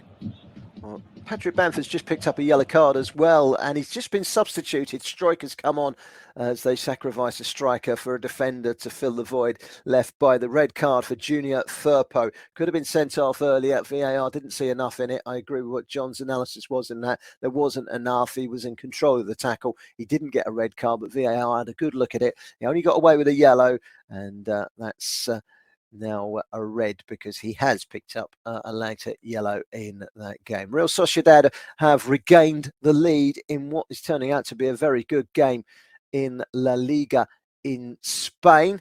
It's now 3-2 in that game to Real Sociedad. Real Sociedad 3, Girona 2.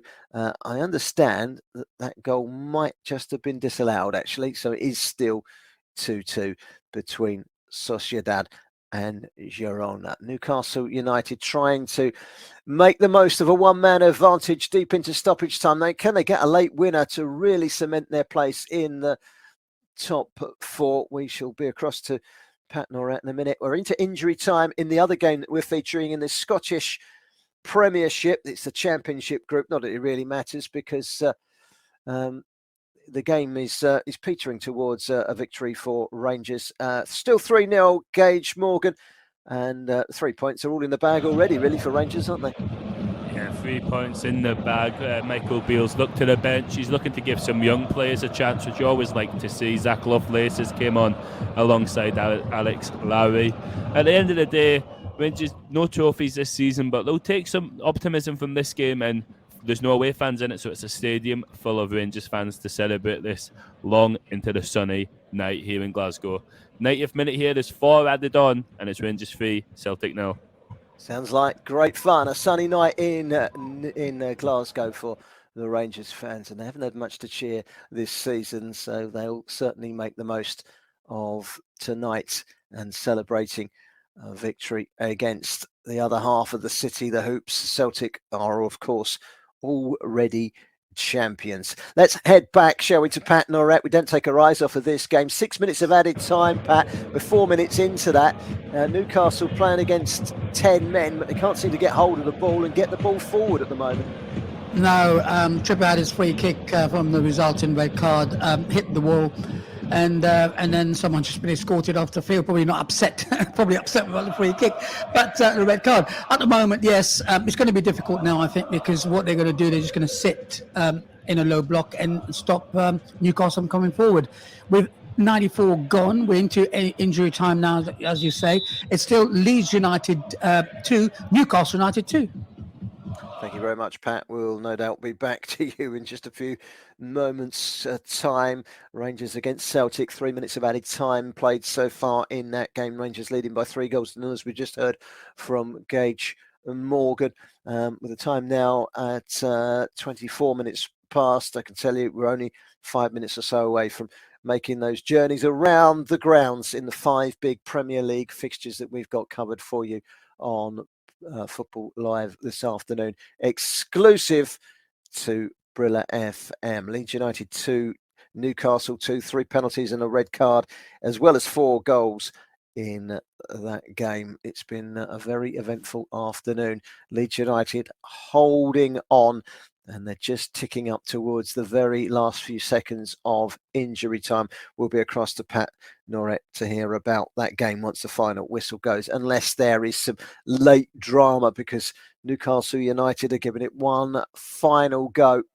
And we'll hear from Pat in just a moment. We'll be back, of course, with Gage Morgan. Rangers 3, Celtic 0 in the Old Firm derby in Glasgow. The top 2 there. It's always a big match, that one, even though there's not really anything riding on it. Celtic are the champions, but it's Rangers that will be celebrating today, although really it's Celtic that should be celebrating. They are champions once again in that division north of the border up in Scotland, as Newcastle continue to thrust forward and look for a late leveller. And sunshine as well. It's always a sign that the season is nearly over, when the rain and the snow and the ice have made way to glorious sunshine, and not a single player on the pitch is wearing gloves today. It's an indication of just how warm it has become in Yorkshire this afternoon. The full-time whistle has now blown at Ibrox Park, and Rangers have indeed beaten Celtic by 3-0, and we'll be across to hear about that game in full in just a moment with Gage Morgan.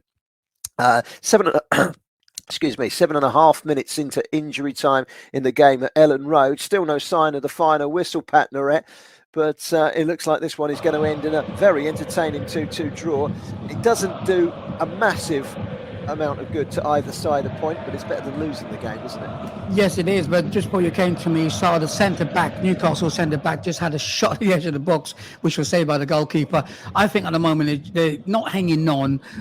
When they get the chance to go forward, and they'll take this point now with 97 gone. I think the whistle's going to blow soon. It's still Leeds United 2, Newcastle United 2. Thank you very much to Pat Norett. We'll be back with him in just a moment for when that full-time whistle goes. And I can tell you the full-time whistle has just blown at Ellen Road. Leeds United 2, Newcastle 2. We'll be back to Pat in just a second. Let's quickly go to our feature game in Scotland. Rangers 3, Celtic 0. Watching this one for us, and it has ended 3-0, is Gage Morgan. Yes, 3-0 here at Ibrox. The final Old Firm of the season has finished 3-0 to Rangers, meaning they avoid a clean sweep of Old Firm losses. Todd Cantwell, he scored early in the first half to give Rangers the lead. Soon after that, John Suter got the better of Yuki Kobayashi from a corner to double the advantage.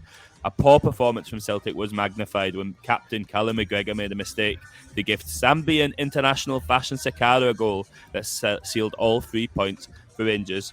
They'll look forward to the summer. Rangers. A big rebuild seems to be on the card. Hopefully they can catch Ange Postecoglou's Celtic next year. But Ange and Celtic, it's not over for them. Scottish Cup final just round the corner, looking to confirm a treble. All 3 trophies coming back to Celtic Park. Full time here, Rangers 3, Celtic 0. Thank you very much, Gage Morgan, keeping a very close eye on Rangers against Celtic, the big old firm battle.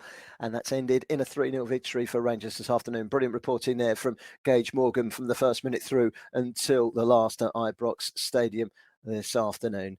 And, well, let's cross, shall we, to Pat Norett, and he can give us the final report on the game that he's been watching, and it's been very eventful too. Leeds United against Newcastle United, Pat. Yeah, very eventful. It finished Leeds United 2, Newcastle United 2. It started frantic from Leeds United, closing Newcastle down every opportunity. On the 7th minute, they got their reward with Aiden scoring a wonderful goal.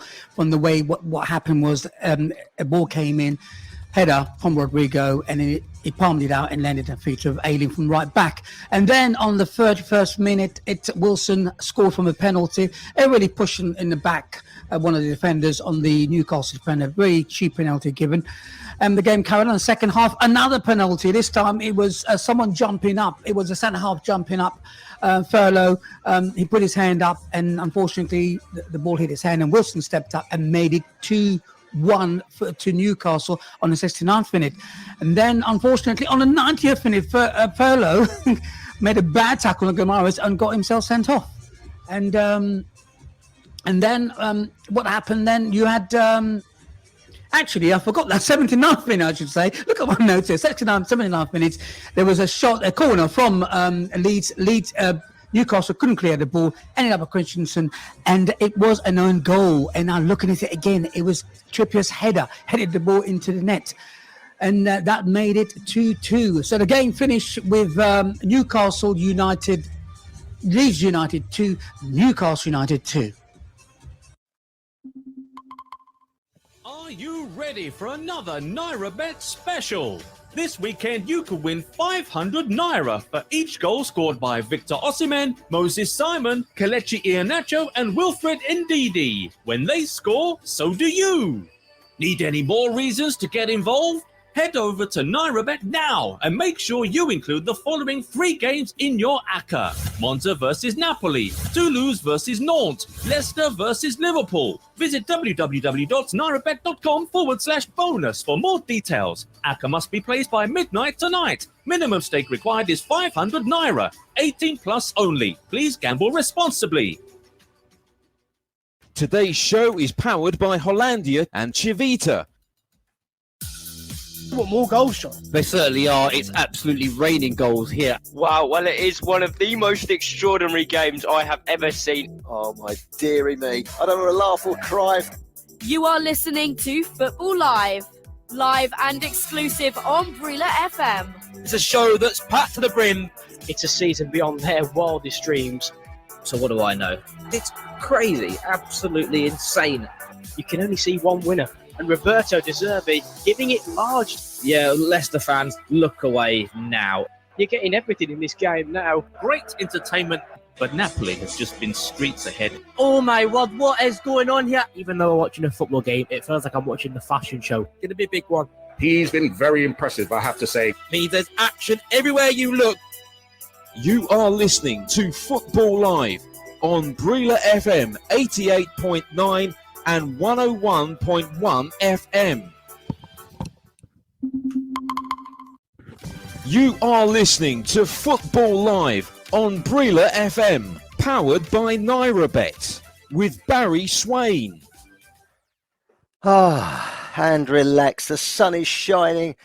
Third from top are, of course, Newcastle United. Third from bottom, Leeds United. Ended 2-2. We heard from Pat Norett there.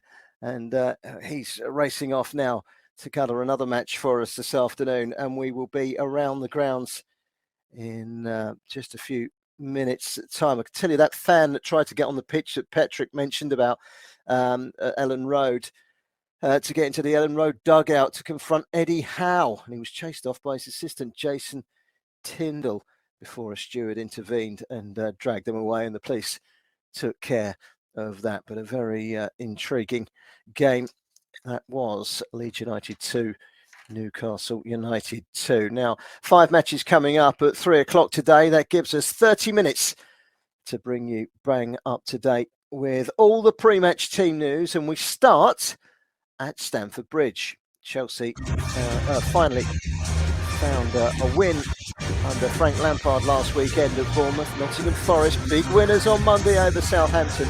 2 goals from the Nigerian international Taiwo Awoniyi, helping him to a 4-3 victory. Let's hear from Frank Lampard.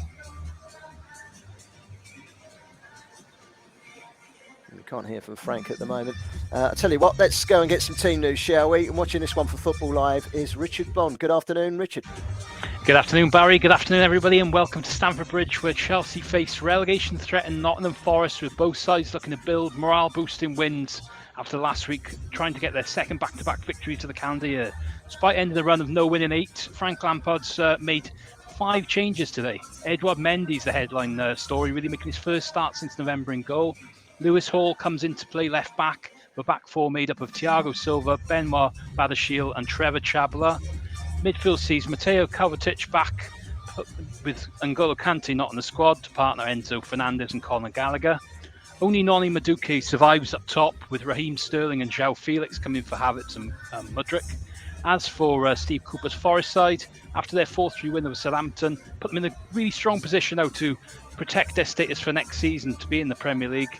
As you said, Awoniyi's double, really a welcome boost for them, coming back into good form. As today, Steve Cooper makes 1 change.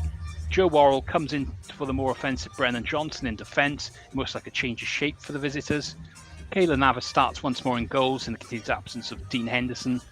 Defenders Serge Aurier and Renan Lodi pass league fitness tests to take their places on in a back 5 containing Niakat, Felipe and Worrell. Mangala, Diallo and Yates will form in the midfield, with Morgan Gibbs-White supporting Awoniyi up front. Forest have the worst away record in the league, just taking 6 points on the road and haven't won at Stamford Bridge since 1995. But Chelsea have struggled to score goals in front of their own fans, drawing a blank on 7 occasions. Surprises do happen, and it could be a day when others on the cards. For about 20 minutes till kick-off here. Looking forward to this one. It's Chelsea versus Nottingham Forest. Thank you very much for that. We were trying to, before we went to Richard, trying to hear from Frank Lampard. Let's try again now. Frank, are you there?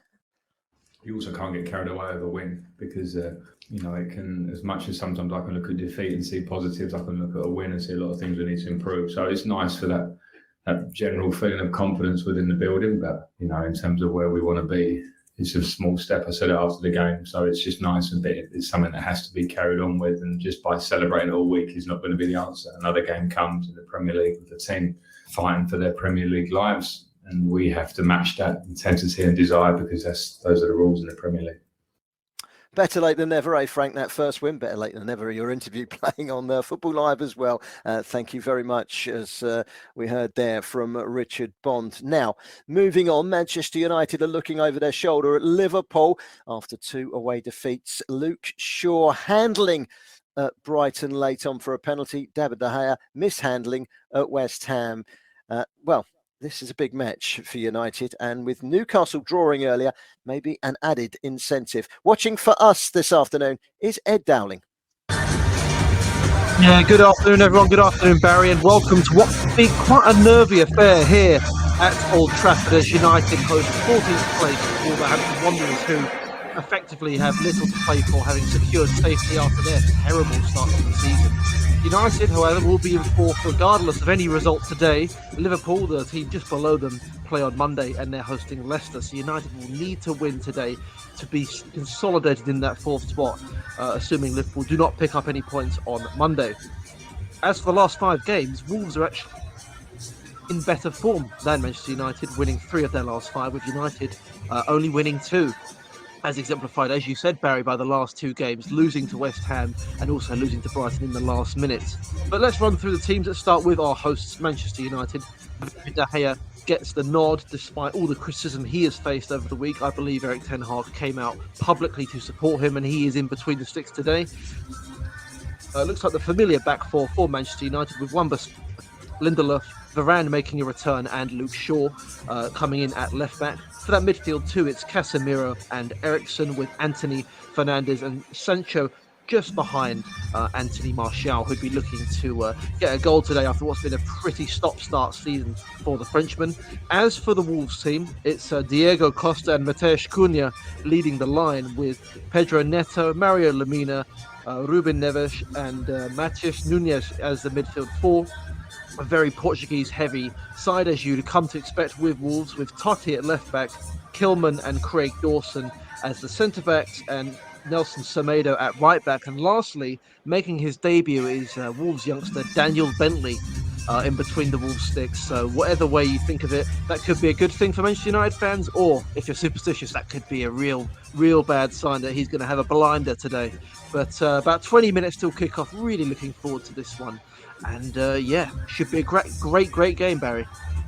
Yeah, really looking forward to this one, and we'll be across to Ed Dowling throughout the afternoon at Old Trafford. Manchester United need a response. We'll be back with the Premier League in just a second. Let's quickly concentrate on the Bundesliga. There have been two early goals of massive significance as well. Bochum are currently in the bottom two from safety, and they have taken the lead at the Vonovia Stadium against fellow strugglers Augsburg. It's Bochum 1, Augsburg 0. Best possible start from the home side, with an opening goal after just 2 minutes from Christopher Antwi-Ajay to give the Bochum side a lead in that game in the Bundesliga, and hope for them as they look to climb away. They take on Hertha Berlin, the battle of the bottom two, next weekend. Massive match, that one. And in the other game that we mentioned earlier on, Union Berlin and Freiburg level on points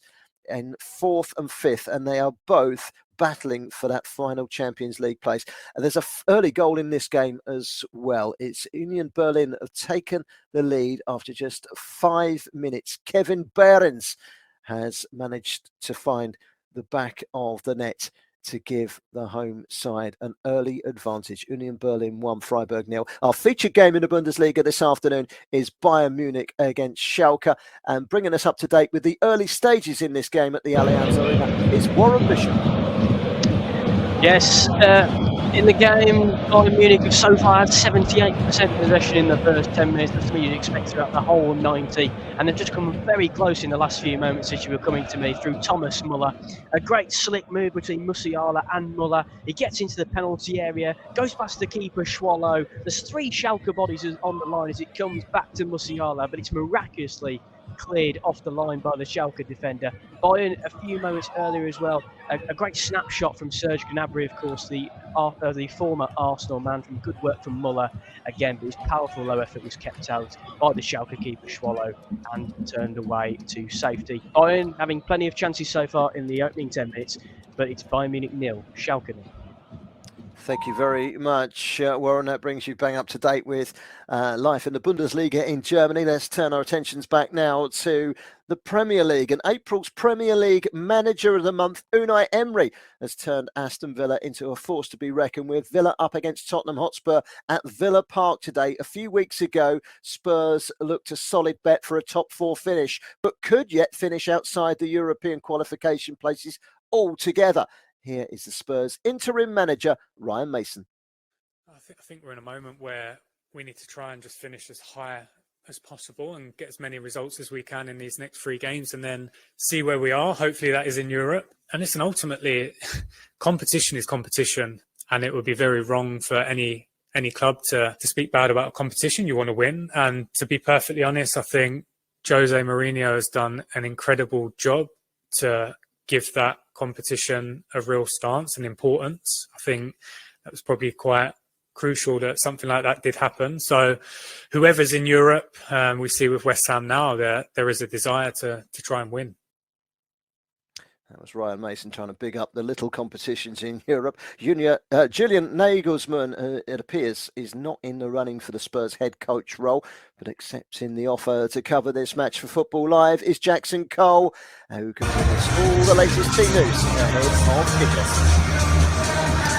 Hi Barry, good afternoon everyone. Well, Villa boss Unai Emery has made one change from their surprise 1-0 defeat at Wolves last time out, with Leon Bailey coming in for Bertrand Traore, also featuring his Argentina goalkeeper Emi Martinez, who has been heavily linked with a move to Tottenham this week, while Villa's top scorer this season, Ollie Watkins, will be looking to end his 4-match goalless streak as he leads Villa's line.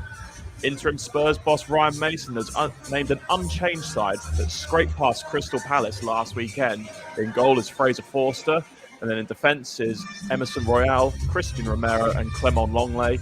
Wing-backs are Pedro Porro and Ben Davis. At midfield, you have Pierre-Emile Højbjerg and Oliver Skip. And the front three is Richarlison, Heung-min Son, and of course, Harry Kane. Tottenham have won. They've failed to win their last 8 matches in all competition in the Premier League. But they have won their last 8 away to Aston Villa in the Premier League. However, they are currently on 8 wins, which is 8 goalless. I'm going to start again. They're currently on 8. Without a win in the Premier League, their longest run since a 13-match winless run from May to December 2000. And incidentally, a 2-0 defeat at Aston Villa was not their 9th match in that run. I wonder what the odds on that scoreline happening today are. It's Aston Villa versus Tottenham with kickoff coming up shortly. Thank you very much for that update. An interesting fact that as well, given to you there by our reporter at that match, Jackson Cole at Villa Park. Tottenham have scored in each of their last 14 visits, 28 goals. They've won their last 7 Premier League visits, the last 8 visits in all competitions to Villa Park, unbeaten in their last 11 Premier League visits. So it's an amazing stat, but Villa did win 2-0 on Sunday the 1st of January away at Tottenham Hotspur, and we'll be looking for the double. Let's go back to the Bundesliga featured game that we're covering today. Watching this one, Warren Bishop in Bavaria at the Allianz Arena. Big chance for Bayern Munich, Warren. Yes, they're creating all sorts of opportunities here in the opening 15 minutes. An absolute onslaught in this match so far. Schalke needing to keep it tight. They're giving away many opportunities. And Bayern, they should have been in front. It was Joshua Kimmich. He played a lovely ball down the right-hand side to the Moroccan fullback Mazraoui. But his ball across couldn't be diverted into the net by Serge Gnabry from a matter of 2 yards out. And straight from that chance, Musiala worked a shot from the edge of the box. It hit Kaminski, the centre-back for Schalke, right in the face, fell on the right-hand side to Mulu, just tried to catch the goalkeeper Schwallow out at the near post, but the goalkeeper reacted well to turn the ball behind for a corner with his feet. 15 minutes on the clock, it remains Bayern Munich 0, Schalke 0. Sticking for just a moment in the Bundesliga, Wolfsburg have taken the lead against Hoffenheim at the Volkswagen Arena through the Polish international Jakub Kaminski, the young 20-year-old. He's a real prospect and he's got them fired. The home side, Wolfsburg, ahead in that game. Wolfsburg, of course, absolutely blitzed last week by 6-0 away at Dortmund, looking for a response today. And Jakub Kaminski has gone and provided it with a goal inside the opening 15 minutes of that game. Wolfsburg 2 points outside the European qualification places. Hoffenheim 2 points above the bottom 3. So an important game for both of the sides involved there at the Volkswagen Arena. Right, let's head back into the Premier League now. The title race is still open. The race for the top 4 looks like going to the wire. And who goes down? Well, that looks like something that will be resolved in the final day too. Today, however, we'll see the first relegation of the season unless Southampton can win at home to Fulham. Saints have 1 draw and 4 losses from their last 5 home matches. Their opposition today, Fulham, welcome back Aleksandar Mitrovic after an 8-game match, a match ban rather. Here is the Fulham manager, Marco Silva. Like you know about the Mitrovic, he's back and it's always good to have him back.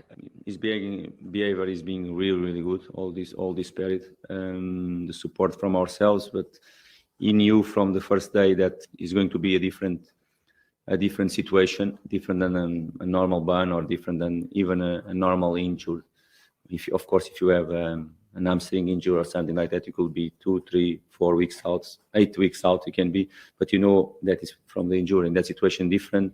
He was always working with the team, and come the weekend, and he has to be out. It was a tough period for him, of course. The dressing room support him. We as a staff, all of us in our football club, our fans as well. It's clear even during the match days, you can feel that they are with him clearly, and it will be good to have him back, of course. Well, Pat Norette is watching this one. A day of reckoning for the Saints, Pat, and for Fulham. Mitrovic, does he make a start as he returns? I can't see him on the team sheet. I think Benicia is still playing. So basically, Fulham have the same side what they played last time. They'll have him on the bench. You'll probably bring him on. I think if you've been out that long, you're not really match fit. So you are fit. Well, I mean, not match fit. As for Southampton, they make 1 change, it looks like. Zidane Kenya comes back in the back four. Walker Peters move over to the left-hand side, play left back, and Maitland-Niles, who played left back in the last game, will play right back now. Apart from that, you got Walcott and Alcara up top. It looks like a 4-4-2. So I think, like you said in your intro there, they have to win, Southampton. If not, I'm not quite sure what will happen if they get a draw, but I think they've got to go for the win. They lose this game, they go down. So like you said, they'll be the first team to go down. But I don't think they've been playing badly. It's just that they just let goals in, lost on concentration and things like that. So I'm looking forward to this one. Pat, they're one of the youngest teams in the Premier League. They're one of the youngest teams ever to play in the Premier League. And that might well be a factor. Young goalkeeper as well, although they've put McCarthy in goal for the last 4 games. Maybe that's a contribution. I watched them in full when they drew 3-3 at Arsenal. I watched them get a 0-0 draw at Manchester United. I watched the game the other night when they lost 4-3, and they were naive defending at times against Nottingham Forest.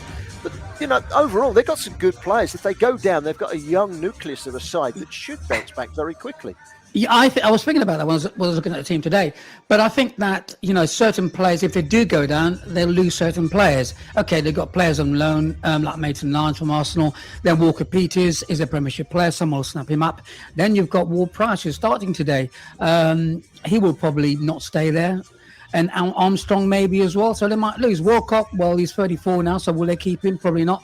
Alcaraz, I'm not, if you say yes, they do have a young team, but if they lose key players, the older players, because you need a mixture, it might be, see if you can have them one season, keep them to get back in. But I think those players like Ward-Prowse will probably won't stay, so I think they're going to find it difficult to get back up there. But you never know. Today, they need to win, so maybe, is it going to be nerves? Probably. Let's get the first goal. Let's go out there, first 15 minutes, get the first goal and see how it plays.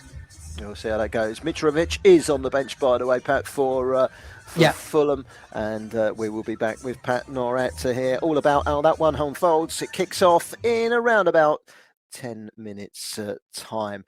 Right, 4 down, rather, 1 to go. Premier League build-up is well and truly underway. Crystal Palace and Bournemouth have been playing a role in the drama of the relegation battle in recent weeks. The fact is, this really is just a mid-table clash now, and good to see Bournemouth and Wales midfielder David Brooks playing again after he was diagnosed with cancer 18 months ago. Here is David Brooks talking openly about his battle and how it has changed his approach to life and football. Yeah, I would say so. I think it's probably mellowed me a little bit. I think with everything that's gone on, you kind of realise that football has been my life for, I think it was 24 years before I got diagnosed, and it all meant nothing in probably a brief moment. So I think when you actually look at the grand scheme of things, football doesn't matter, and it's all kind of about your health and mentality and stuff like that. And I think just being able to kind of even play football again is a real blessing. Well, that was David Brooks. I have to say, there was a long interview and I listened to it all, and it was quite humbling just how he's come through so much from being diagnosed with cancer, and how the Wales physio and background staff picked up all the diagnosis, all the symptoms, saying, "Oh, we think you might have cancer." Went off for a test the following morning. Indeed, that was the case. So let's head to this game, shall we? It's a game that is being watched this afternoon for Football Live by Matt Smith. Good afternoon, Barry. Well, there must be some sort of credit given to both Roy Hodgson and Gary O'Neill, who have both done quite a remarkable job in putting together 2 very well organised, resolute teams. Crystal Palace won the reverse fixture in what turned out to be Patrick Vieira's final win as Palace boss. There's just one change for Palace from the side that lost 1-0 to Tottenham last week.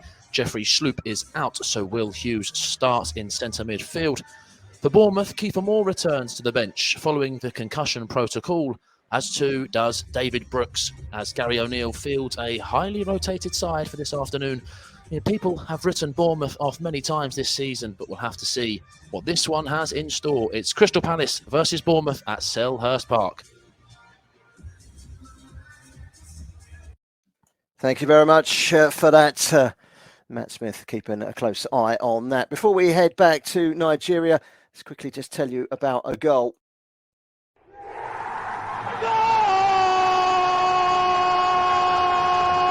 The goals, powered by NairaBet. Bayern Munich are ahead against Schalke in our featured game in the Bundesliga. We will be across to hear about that goal from Warren Bishop after the break. We're now handing back to our colleagues at Brilla FM in Nigeria and to Femi. Femi, I've got a nice question for you here. I'm digging down deep. You heard from the game between Chelsea and Nottingham Forest a little bit earlier on. The last time Forest won at Chelsea was 1995. Who scored 2 goals for Nottingham Forest that afternoon? Over to you, Femi. I wonder if you can answer that one. All the key action. I'm sick of hearing from you, Matt. I pick at a bunch maybe today. Calm, cool and collected. Yeah, this will certainly give them a boost. We'll have to wait and see, though. I know, I've got a sore throat from all this speaking. It's unbelievable. The goals. It is a fantastic strike. It's postage stamp stuff. Listen to Football Live on Brilla FM 88.9 FM and 101.1 FM. A good type of game of football. It's a cat and mouse game. It's a numbers game they play, basically. Moneyball, we call it. You play, we play. He's just not the right guy. You are listening to Football Live on Brilla FM, powered by NairaBet, with Barry Swain. Welcome back. Thank you very much, Femi. And he got it absolutely right, didn't he, Stan Collymore? And you're right, Femi. He is now a pundit over here in the UK on television and radio, and has worked on quite a lot of radio down the years. Fine player he was too during his prime as a football player. He's now involved with Southend United in the 5th tier of English football in the National League, although they are currently facing a court injunction for unpaid tax. Not Stan's fault personally, but they are in a little bit of trouble there, financial problems. Let's hope they can make it through the summer. So Stan Collymore was indeed the answer. Now, we heard from, just before we went to the break, we heard that Bayern Munich had taken the lead against Schalke, and they scored through Thomas Müller. They've got a penalty as well, Bayern Munich, and we'll be across to hear about how that penalty went. In fact, I can tell you right now that the Bayern Munich penalty has ended up in the back of the Schalke net.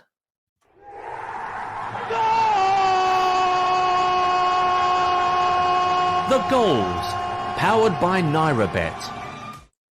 So in just a minute, we'll cross over to Warren Bishop to tell us all about those 2 goals at Bayern Munich against Schalke. But at the game at the Allianz Arena, let me tell you that Bochum 1, Augsburg 1 is a latest score, and that big game down at the bottom, an equaliser for Augsburg has gone into the back of the net off of Arnie Meyer to make it 1-1 in that game at the Vonovia Royal Stadium. Let's head to Bavaria. Let's head here back from Warren Bishop, who's got 2 goals to tell us all about. And Bayern Munich, Warren. Yes, it could get rather embarrassing here at the Allianz Arena from Schalke's perspective. We'll talk you through the 2 goals. The first one that Bayern got was through Thomas Müller. It was a lovely give and go between him and Mazraoui. The pass then from Müller was dummied towards Leroy Sané, who laid the ball on the edge of the box to the German midfielder Müller, and he just stroked the ball with his left foot into the far corner. Schwallow was rooted to the spot, and then it was a penalty for Bayern Munich for the second goal. Musiala forcing his way into the box, evading a couple of challenges, and then Cedric Brunner nonchalantly elbowed Musiala in the face. It went to VAR. The penalty was awarded by the referee, and Joshua Kimmich, the club captain, stepped up, put it into the right corner, sent Schwallow the wrong way for his 5th of the season, and Bayern are only creating more and more chances, and Schalke's last visit here to the Allianz Arena ended in an 8-0 defeat. Could we see that again? Half an hour gone. Bayern Munich 2, Schalke 0. Thanks very much. Warren, 2 early goals in that game. The kickoffs and the 5 Premier League fixtures are just getting underway. I can tell you that Deji Kamado scored from the penalty spot to give Eintracht Frankfurt the lead against Mainz at the Deutsche Bank Park. 9th against 8th there. Mainz 3 points outside the European places. Frankfurt 2 points further back. So both teams needing a win there. It's Eintracht Frankfurt that have taken the lead in that fixture. A couple of other half-time and full-time actually to tell you about. Serie A, Salernitana 0, Atalanta 0 is a half-time. Mentioned earlier, Ademola Lookman not playing this afternoon for Atalanta. Real Sociedad, sounded like a great game this. We're 2-0 up against Girona. Girona fought back to 2-2 with a goal in stoppage time at the end of the first half. Second half, not quite of the same ilk, no more goals. There was a red card though. The former Southampton midfielder Oriol Romeo sent off for 2 yellow cards for Girona. His dismissal was the only real noteworthy action. That was late in the day. It was 87 minutes, so it didn't really have any consequence on the game. And as a result, it's finished 2-2 between Real Sociedad and Girona. Earlier on in the Premier League, a fascinating game. 3 penalties, a red card, 4 goals. Leeds United 2, Newcastle United 2. Late leveller there from Rasmus Christensen, earning a point for the 10 men of Leeds United. And Rangers finally getting some bragging rights over their city neighbours Celtic in the Old Firm match at Ibrox earlier on in the lunchtime kickoff. Rangers 3, Celtic, the champions, 0. It's immaterial really, but just bragging rights around the city for Rangers fans today, and it's been a while since they've been able to lay claim to that. Now we've moved into the opening 5 minutes of the games in the Premier League. I think it's about time we done the rounds and heard from our reporters at all of those matches. We're going to head to Richard Bond first of all. He's watching Chelsea against Nottingham Forest at Stamford Bridge. Richard, how's this game opened up in the early knock-ins? Well, it looks very much like Nottingham Forest sitting back into that back five I thought they would from their lineup they'd made. They're happy to let Chelsea have a lot of the ball in this early period. We haven't had any chances of set yet, but it's looking like it's going to be a case of Chelsea to break down Forest. A point would be a really good result for Forest, particularly with Leeds only drawing this afternoon. But yeah, the early stages here, not a lot to report on yet. It's Chelsea 0, Nottingham Forest 0. And incidentally, Kai Havertz dropped from the starting lineup today. That would have been his 100th start had he have started for Chelsea this afternoon, but he's on the bench. Chelsea's remaining 3 fixtures after today: Manchester City away, Manchester United away, and Newcastle away, all in the space of 8 days at the back end of the season. So let's head down from Stamford Bridge. Let's head north to Old Trafford. Manchester United against Wolves. Big game this one. Ed Dowling is watching. He can tell us all about the opening exchanges at Old Trafford. Yeah, it's been all Manchester United so far, Barry. Beautiful sunshine coming down here at Old Trafford. There's a very clear silhouette on the pitch. This is what we want to see. This is why Saturday 3 o'clock is the best time for football. But so far it's been all Manchester United. Anthony's had a pop from about 35 yards out, got deflected quite easily. So no real chances to speak of just yet. We've just seen Casemiro bring down Craig Dawson. I'm expecting to see a lot more of that today. But I think the first goal here, Barry, is very, very crucial. I think if Wolves can get this, I think this United crowd could turn quite quickly, and this could be yet another disappointing afternoon for them. But about 4 minutes played here, it's goalless at Old Trafford. Dundee United 0, Ross County 1 in the relegation round of matches in the Scottish Premiership. Ross County are bottom, although they are within touching distance of survival, and they took the lead in the first minute there through Jordan White. Let's go now to the game between Crystal Palace and Bournemouth. Matt Smith is watching down in South London at Selhurst Park. Palace have been in decent form since the arrival of Roy Hodgson. Bournemouth have survived and are, well, mid-table more than they are relegation candidates now. They seem to both be safe, these two. How's this one panning out early stages, Matt? Well, early doors, you can see that Roy Hodgson's got them playing some decent football.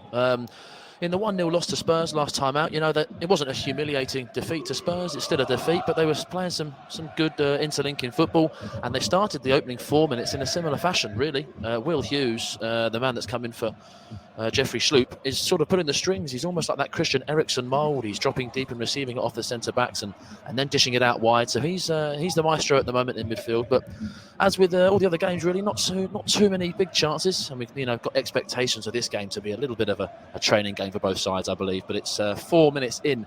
Crystal Palace 0, Bournemouth 0.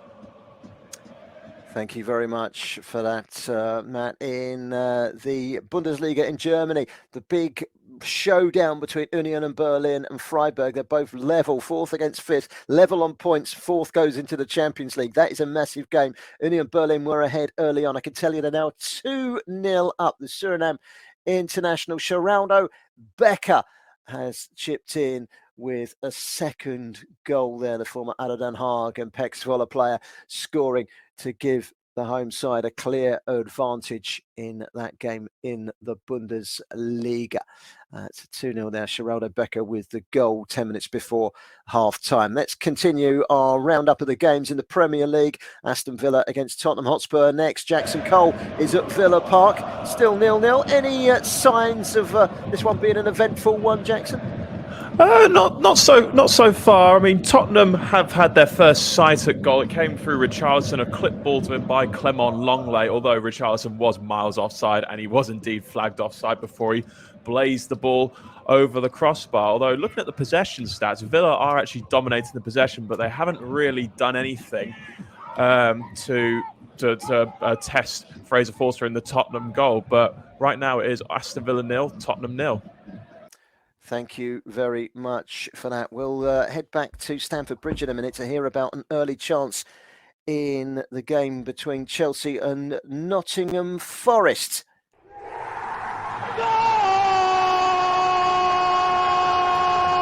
The goals, powered by NairaBet. 5 matches in the Premier League this afternoon. It's taken us 8 minutes to find our first goal, and that goal has come from the ground where we've just left. It always happens, doesn't it? Villa Park. And I can tell you that despite that awful record at home to Tottenham Hotspur, Aston Villa have taken the lead. Jacob Ramsey firing Villa into the lead after 8 minutes, and we'll be back to hear about that goal with Jackson Cole at Villa Park in just a few moments' time. In the meantime, let's head back to Stamford Bridge and talk to Richard Bond. Richard, big chance for Chelsea in the early stages against Forest. It's the other way around, Barry. Forest have the chance against Chelsea, and Chelsea have a lot of the ball, but Forest dangerous on the counter-attack. Lodi's come forward on the left-hand side, and he's managed to pick out Awani to win a corner. He's looking like a decent presence, going to cause them problems in the box this afternoon. The resulting corner then was recycled after it was half cleared. Lodi's ball back into the box, found Felipe. His header flicked across goal, just wide of the post. But warning signs for Chelsea, who looked a bit vulnerable on set pieces in recent weeks too. So at the moment though, Chelsea 0, Nottingham Forest 0, 8 minutes gone. Let's complete our roundup by heading down to the south coast. Southampton need a win today against Fulham or they will be relegated. Pat Norret, any sign that Southampton are heading towards a rare 3 points? Not at the moment. Both sides, I would say the majority of possession are with Fulham. They've had 2 crosses and 2 corners. So they're enjoying the possession in the sunshine. And no clear cut chances at the moment. I think what Southampton are doing, they're just sitting back just to see how the game pans out, and then they might decide maybe to see if they can close down. What I will say to you, there's a firmest person in the ground, but I can't tell you who. Now it's 7 gone. It's still Southampton 0, Fulham 0.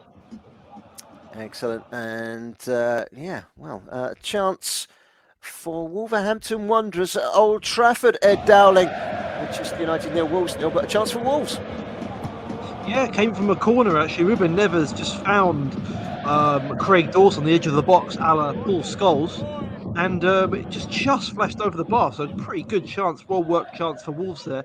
Then Anthony went down the other end and got through on goal. Looked like a really, really good chance and just passed it wide. Really poor from him. But about 10 minutes gone here, it's 0-0. Pat Norret saying there was someone famous watching the game down on the south coast between Southampton and Fulham. It was the Prime Minister, Pat. It was the Prime Minister. No one important, just the Prime Minister. Right, a third goal for Union Berlin. They're now 3-0 up in that game against Freiburg. Well, it looks like the Champions League football might be going to Union Berlin this season. Another goal for Geraldo Becker. 2 goals in the space of 3 minutes and they are really in control there. Eintracht Frankfurt are 2-0 up on Mainz as well, and it's looking like they might make European competition next season in the shape of probably the Europa League, possibly the Europa Conference. Either way, they will be playing European football, it seems, next season at Eintracht Frankfurt, who of course won the Europa League last season. Let's head back to Villa Park, where we can hear about the first goal of the afternoon. It went to Aston Villa against Tottenham Hotspur. Here's Jackson Cole. Yeah, Aston Villa 1, Tottenham 0, and the goal has been scored by Jacob Ramsey. It's just his 5th goal of the season, and it was brilliant combination work between Ramsey and Leon Bailey. It was Ramsey who sort of started the move after being laid off by Ollie Watkins, found some space in the final third, played it outright to Leon Bailey. Leon Bailey did brilliantly to get past Ben Davies, the Tottenham wing-back, and then cut it back for Ramsey, who beat his man and slotted it well beyond Fraser Forster. Forster would have had no chance in the Tottenham goal. So Aston Villa's possession has been rewarded. It's Aston Villa 1, Tottenham 0. Thank you very much. Our first goal of the afternoon in the 3 o'clock kickoffs, and there's 5 of them in the Premier League. We're also keeping a close eye on Bayern Munich against Schalke. Bayern Munich gliding to victory, it seems already. Schalke lost 8-0 there last season at the Allianz. They're 2-0 down already. And some more bad news, Warren Bishop, for Schalke. Yeah, the top scorer, Marius Bolter, he scored 11 goals this season, rather. He's just got booked, and that means he will miss the next home match they've got against Frankfurt. He's suspended now, which is an awful body blow to their survival hopes. Schalke have responded well, though, since going 2-0 down. Striker Michael Frey had a volley that was straight down the throat of Jan Sommer with his start. But we're heading towards half-time now. It remains Bayern Munich 2, Schalke 0. Excellent. Thank you very much for that, Warren. From fullback, Aurelio Buta has scored another goal for Frankfurt. They are, as I mentioned earlier, 2-0 up on Mainz. Aurelio Buta with a goal. He is a fullback that loves to get forward and loves to score goals, and he scored another one this afternoon. Let's head to Selhurst Park, shall we, and hear from Matt Smith. Big chance in this game for Bournemouth, Matt. It was a ball over the top by Dango Autara, and it was a foot race really between Dominic Solanke and Joachim Andersen, the Crystal Palace centre-back.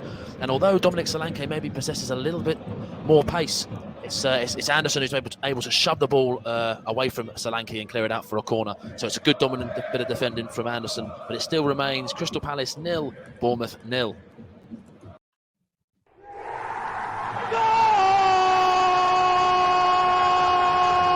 The goals, powered by NairaBet.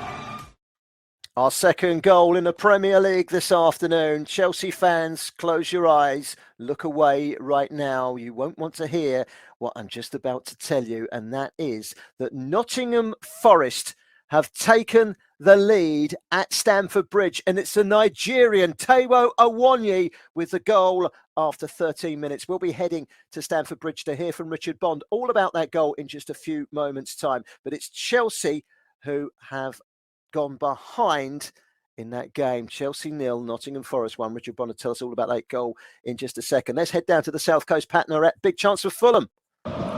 Yeah, it was yes, it was a big chance, I would call it. Tete found himself a good build-up by Fulham. The ball was worked in. He found himself in the middle near the D. He took a shot, but his shot went wide, went over probably an inch over the bar. So it was a great chance for Fulham. With 14 played, Southampton 0, Fulham 0. I just told you about that goal, and Nottingham Forest has scored at Chelsea at Stamford Bridge. Richard Bond is able to tell us all about it. Absolutely incredible stuff here. It's Nottingham Forest who've taken the lead. Chelsea 0, Nottingham Forest 1, and it is that man Awoniyi who's got the goal. Oh, incredible! But Bernard Mendy's got to really look away at the moment now in the Chelsea goal. Edward Mendy, I'm afraid. Sorry. It was a really dreadful error. Really, he should have claimed a cross, come in the box, load his ball in from the left-hand side. He's been playing really well, finding Awoniyi unmarked, header straight into the back of the net. Simple as that. Chelsea 87% possession. Done nothing with it. Forest, 1 chance, 1 goal. Chelsea 0, Forest 1. Excellent. Let's quickly head back into the Bundesliga. Another chance for Bayern Munich, already 2-0 up, nearly 3, Warren Bishop. Yeah, Serge Gnabry will be wondering how he hasn't scored this afternoon so far. He's had plenty of opportunities, and this was the best yet. Delightful work on the left-hand side from Kingsley Coman. Dances against the Schalke fullback Cedric Brunner. Gets it onto his left foot. Clips a brilliant ball up. Gnabry, a matter of yards out, his header is easily stopped by the goalkeeper Schwallow. We've got about 4 minutes of added on time here at the end of the first half. It remains Bayern Munich 2, Schalke 0. Yeah, that's just into stoppage time, as Warren's just said.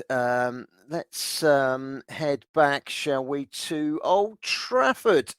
And he's been in the wars. Anthony, it sounds like the Manchester United winger has been on the wrong end of a hefty challenge, Ed Dowling. Yeah, first yellow card of the game here at Old Trafford, and it's unsurprisingly Diego Costa who just flies in for no real reason. It's quite deep in the Wolves half. There's no real chance on or anything like that. He just flies in, kind of from the side, not quite from behind. No ball whatsoever, and Anthony's down for a good 2 minutes, clutching his leg. But yeah, a deserved yellow card there, and that's going to leave a mark, I think, Barry. Sounds like it. Let's see if he recovers. 0-0 in that game then, Manchester United against Wolves. But Chelsea losing at home to Forest and Tottenham behind at Aston Villa. Let me tell you, looking at the live league table, remember this is a live league table, it can change as and when, but Nottingham Forest leading, and that would take them up to 36 points, 4 clear of Everton with 2 to play, and it almost turns that bottom 4 into a race to survive. And it's looking precarious for Southampton. They will probably go down today. Leicester, Leeds and Everton, it'll be 2 from that 3 if Forest can hold on and win at Chelsea, but still a very long way to go in that game. We're keeping a close eye on the playoffs as well today, because there are playoffs taking place in England today, and both of these playoffs have got Nigerian connections. Bolton's Nigerian striker Victor Adeboyeji scored 16 goals this season in League One for, well, a combination of his current club Bolton, but before that for Burton Albion, who sold him to Bolton halfway through the season. His Wanderers side are hosting Barnsley in the League One semi-final first leg today. That game has kicked off at the University of Bolton Stadium, currently 0-0. And kicking off in around about 3/4 of an hour's time at Wembley Stadium, Chesterfield taking on Notts County, 2 big clubs currently outside the EFL in the 5th tier of English football. Notts County averaging crowds of over 10,000 this season. That ground that they've got is bigger than Bournemouth's in the Premier League. They are a big club. They used to be in the Premier League. Well, in fact, they got relegated from the Division 1 just as it became the Premier League. So they just missed out on the Premier League. They're trying to get back into the EFL. That's today. And Jesse Echegbulam is appearing for Chesterfield in that game for the right to play in League 2 along with Wrexham next season. Half time in the game between Bayern Munich and Schalke. Let's hear all about the first half. Yes, a very routine first half for Thomas Tuchel's Bayern Munich. They lead here by 2-0. Schalke really struggling in this first 45 minutes to contain the free-flowing forward line of Kingsley Coman, Leroy Sané and Serge Gnabry. They went in front through Thomas Muller, a lovely give and go with Mazraoui. Sané's pass was then dummied to Muller on the edge of the box, who stroked his left-footed effort into the far corner. Bayern then went 2-0 up through a penalty, with Joshua Kimmich sending Schwallow the wrong way after Musiala was elbowed in the face by Schalke fullback Cedric Brunner. The Royal Blue fans are in fine voice, travelled in their thousands waving their blue and white scarves, but they need to be rewarded with a second half performance better than what they've seen so far. Half time here at the Allianz Arena, Bayern Munich 2, Schalke 0. Thank you very much for that update at halftime. Warren Bishop at the Allianz Arena. Bayern Munich on course to stretch their lead at the top to 4 points. Half-time in that game, 2-0 for Bayern Munich against Schalke. Half-time in the other 4 games in the Bundesliga this afternoon. Bochum 1, Augsburg 1. Big battle at the bottom. Eintracht Frankfurt against Mainz. 2 teams looking for qualification into Europe, and it's Frankfurt leading that one 2-0. Union Berlin and Freiburg both looking for a Champions League spot next season. Union Berlin 3-0 up at half-time, and Wolfsburg are 1-0 up on struggling Hoffenheim. In the Premier League, it's Aston Villa 1, Tottenham 0, and it's Chelsea 0, Nottingham Forest 1. And that's probably a good cue to join up with John Kane to give us all the latest betting odds with NairaBet. The latest big match odds with NairaBet. Yes, the latest odds with NairaBet. Of course, all these prices are subject to change. You've heard Chelsea are losing at home at Stamford Bridge by 1-0 with 20 minutes gone. Chelsea now are 3.10 and still rising for a home win. So it's a good price for it if you actually fancy a pot on that. Chelsea are playing at home. A draw is 3.40 and a Forest away win is 2.30. Spurs also losing away to Aston Villa, 20 minutes gone. Aston Villa are 1.53 for the win, and it's rising a bit, which shows that Spurs probably are doing something that is convincing bookmakers that they're actually doing something about this game, because the draw has just gone down to 4.33 and away win for Spurs is 6.50. Other matches, Manchester United, Wolves, Man United 1.40 while still 0-0, 4.75 for the draw and 8.50 for the Wolves away win. Southampton, Fulham, again, it's 0-0. Southampton is going up to 3.50. The draw 3.20 and it's just going down to Fulham to 2.25. Also, Palace, Bournemouth, still 0-0. Palace are 1.83 and it's going up. The draw is 3.40. It's gone down on that and also gone down on Bournemouth winning away 5.40. Italian Serie A, 62 minutes gone. We keep an eye on that. Still 0-0 between Salernitana and Atalanta. Home for Salernitana has just gone up to 6.0. The draw is 2.15 and Atlanta away win is 2.50. On the German Bundesliga, Bayern Munich are leading at half-time by 2-0. They're 1.0, so it's more or less suspended. The draw is 26.0 and away win is 1.1.0. Bochum Augsburg is 1-0. It's a good game and it's good for betting for that, because a home win for Bochum is 2.75. The draw is 2.70 and the away win for Augsburg is 3.30. Union Berlin is suspended. However, it's 29.0 for a draw. Union Berlin are leading by 3-0. Wolfsburg, Hoffenheim, it's 1-0 at half-time. Wolfsburg at 1.50 for the win. It's gone down 4.0 for the draw. And finally, Hoffenheim away win on 9.0. And of course, all these prices from NairaBet website, and all prices are subject to change. Thank you very much, John. Let's start scooting around the grounds in the Premier League, shall we? We've played around about 20-25 minutes in all of our games. First of all, let's go to Richard Bond, who's watching Chelsea against Nottingham Forest. And it's Forest that have their noses in front, Richard. Yeah, Forest still in front at the moment. It's 22 minutes gone. Chelsea 0, Nottingham Forest 1. But Chelsea have started to come back into it a little bit now and created a decent opening, really. It was Raheem Sterling who broke free down the left-hand side, using his pace, taking on Joe Worrell, who's coming to the team. But nice tactical move from Cooper, this looks to be. Worrell had the better of Sterling to recover well, put in a nice little block. Ball went out for a corner. The ball wasn't cleared properly. It came out to Lewis Hall. His shot then deflected off just wide of the post. So looking a bit better for Chelsea, but they're really lacking that cutting edge up top. We find we need goal of difference at the moment. But it's Chelsea 0, Nottingham Forest 1, 23 minutes gone. Thank you very much, Rich. We will be heading around the grounds in the Premier League after this short break. You are listening to Football Live on Brilla FM. Are you ready for another NairaBet special? This weekend you could win 500 Naira for each goal scored by Victor Osimhen, Moses Simon, Kelechi Iheanacho and Wilfred Ndidi. When they score, so do you. Need any more reasons to get involved? Head over to NairaBet now and make sure you include the following 3 games in your ACCA. Monza versus Napoli, Toulouse versus Nantes, Leicester versus Liverpool. Visit www.nairabet.com/bonus for more details. ACCA must be placed by midnight tonight. Minimum stake required is 500 Naira. 18 plus only. Please gamble responsibly. Today's show is powered by Hollandia and Chivita.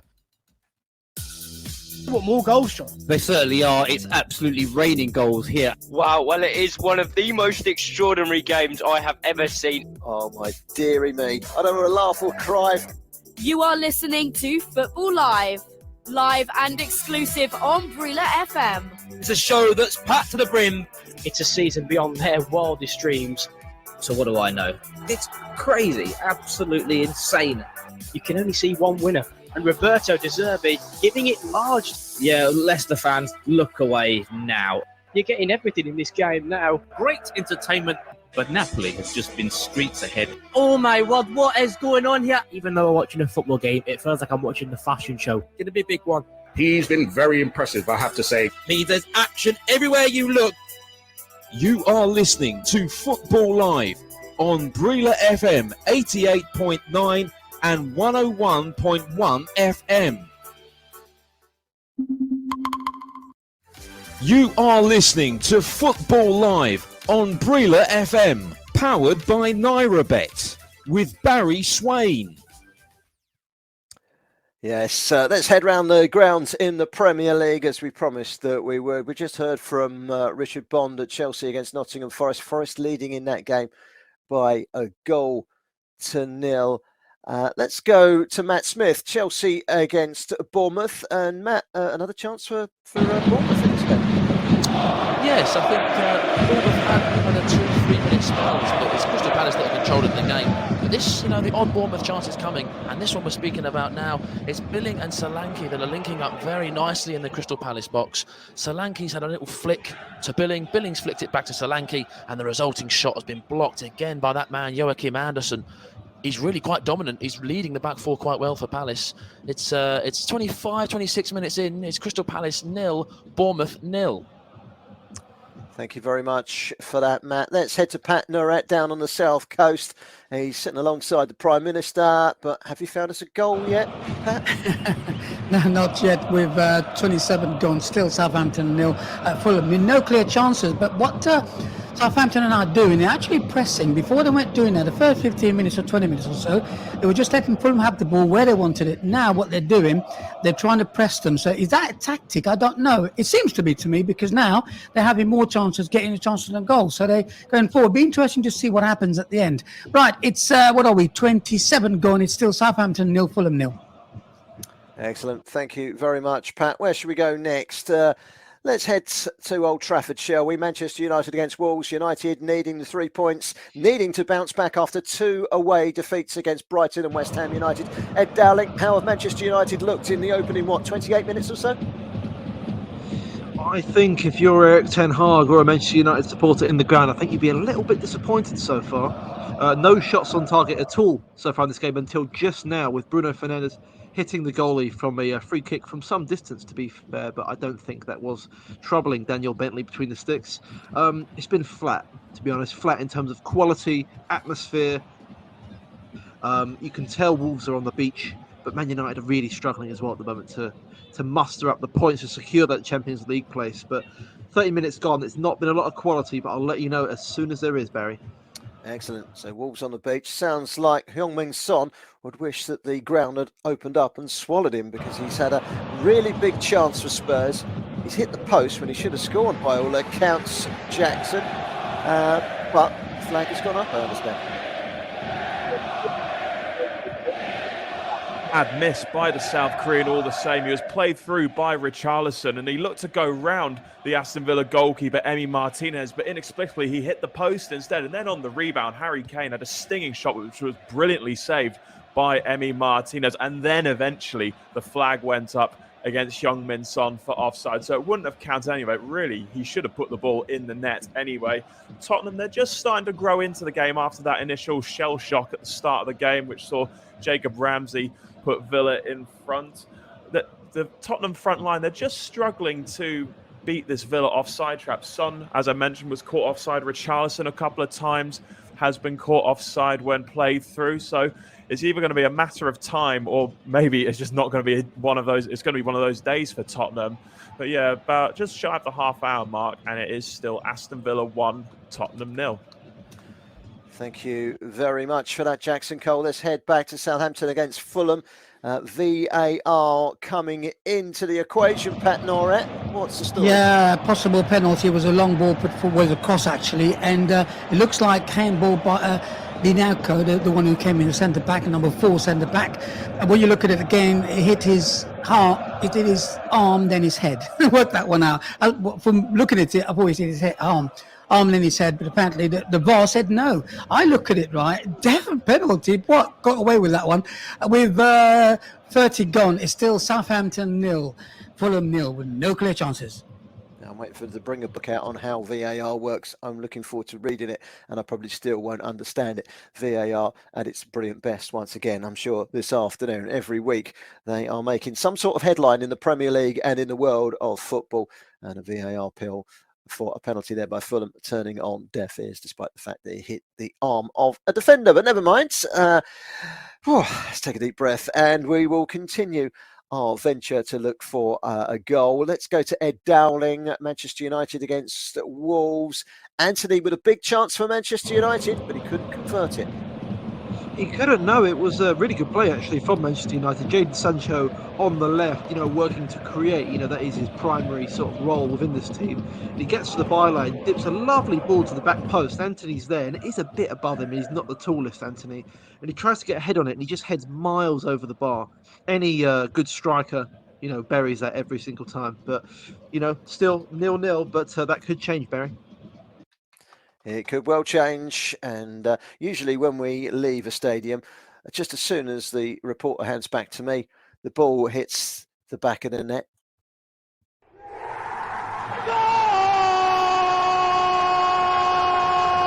The goals, powered by NairaBet.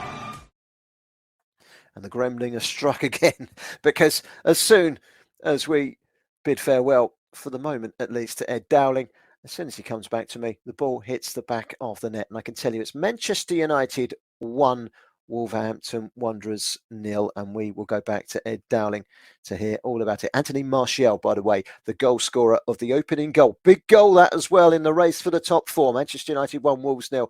And we'll be across to Ed. In fact, let's go to Ed now, who can tell us all about Manchester United's opening goal at Old Trafford this afternoon.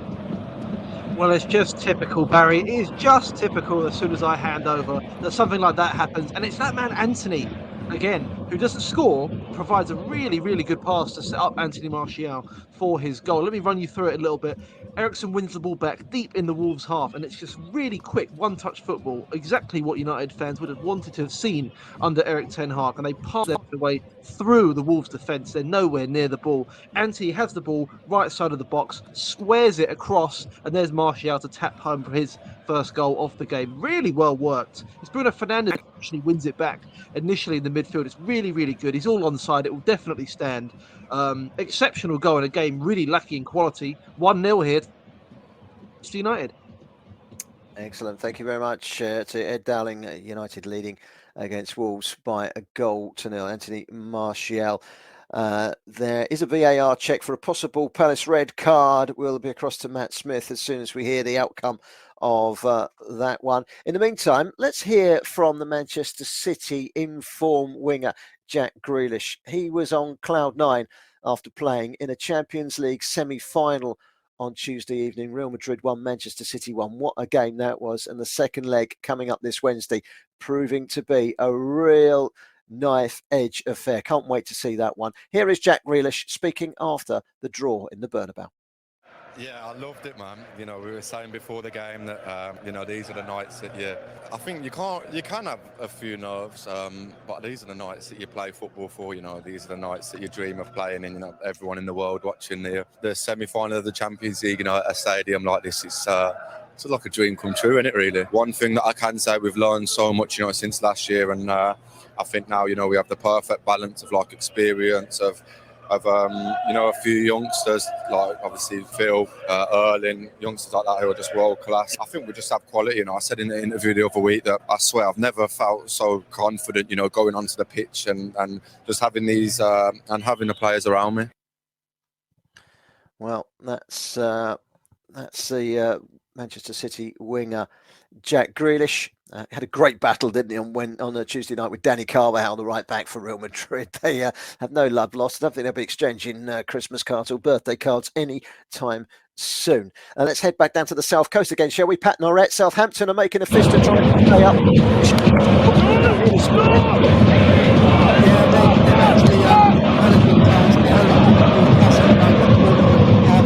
Near the D, and Carlos Alcaraz got hold of it, took a shot, but it went past the left-hand post. So they're coming into this game a bit more now. Not clear chances, but it's not we play, you play yet. But what Southampton are doing, they actually hold on to the ball very well when Fulham get the ball, they're closing them down to make sure they don't have the spaces to pass. But when they get it, they're actually doing some nice football now. So with where are we? With 35 gone, still Southampton 0, Fulham 0. Thank you very much, Pet. Let's head to Matt Smith. He's watching the game between Crystal Palace and Bournemouth. VAR were looking at a red card, but I understand they've overturned it. There's no red card. Can you tell us all about it, Matt? Well, it's actually from a corner from Crystal Palace, and it's sort of in the build-up of in that box. They're all scuffling with each other a little bit before the corner's been taken. And just as the ball's been lofted in, it's Joachim Andersen and Jefferson Lerma that have clashed. I don't think it's not on purpose, that's for sure. But Joachim Andersen looks like he's given Jefferson Lerma a right hook, unintentionally, believe it or not. But Jefferson Lerma's come off with a very, very swollen nose, and he's shouting the odds and saying, "Well, hold on a minute, Andersen, you should be off the pitch here. He's just clocked me." But he stays on the pitch, and no red card given after a long VAR check. But we're 34 minutes in. It's still Crystal Palace 0 and Bournemouth 0. It's been a long-suffering season for Chelsea fans. They are losing this afternoon at home to Nottingham Forest, but Richard Bond, Chelsea have just conjured up a really good chance.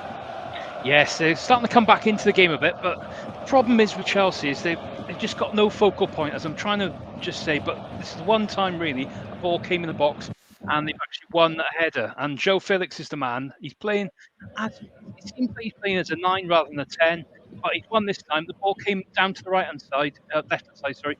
Lewis Hall, lovely little ball into the box, picking out Felix. He's just about beating Worrell for the first time this afternoon. He's pretty, really dominant. Taylor Navas has got really down well to his right, just to tip the ball around the post. Nice bit of play there, but it's all too rare from Chelsea at the moment, as Forest have looked pretty comfortable in this first half. But at the moment, though, it's Chelsea 0, Nottingham Forest 1 with 37 minutes on the clock.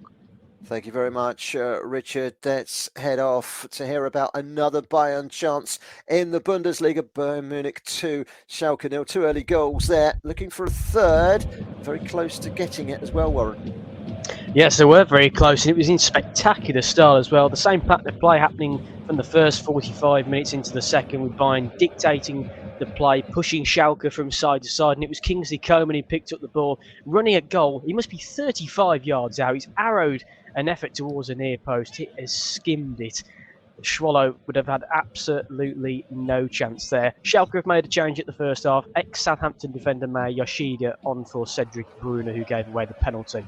But 4 minutes into the second half, it's Bayern Munich 2, Schalke 0.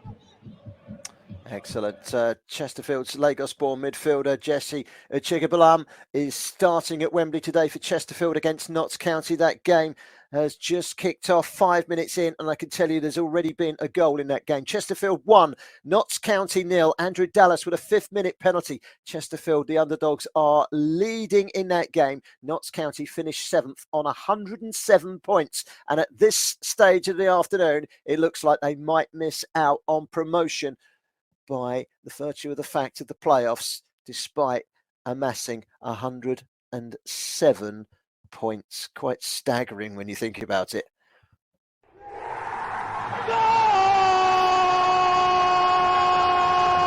The goals, powered by NairaBet.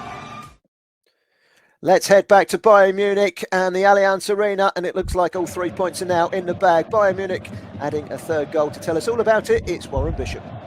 Yes, all wrapped up here. 3-0 to Bayern Munich. Absolutely glorious footwork on this left-hand side from João Cancelo to get away from Yoshida. Twists him inside and out, rolls the ball to Serge Gnabry, who takes it on his left foot and drills the ball past Schwallow for his 12th goal of the season. Thomas Tuchel with a wry smile on his face. He's delighted with what his side have conjured up so far today. And after 50 minutes, it's Bayern Munich 3, Schalke 0.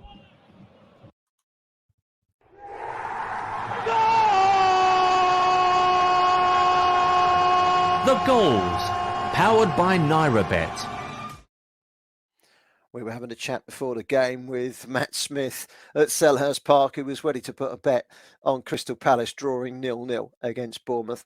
Matt, I hope you didn't put that bet on, because there has been a goal in that game. And I can tell you that Crystal Palace have taken the lead. It's Crystal Palace 1, Bournemouth 0. Eberechi Eze with the goal at Selhurst Park, and we'll be across to Matt, who will be a relieved man to finally seen a goal in that game. In the first half, Palace 1, Bournemouth 0. We'll hear all about that in just a few moments' time.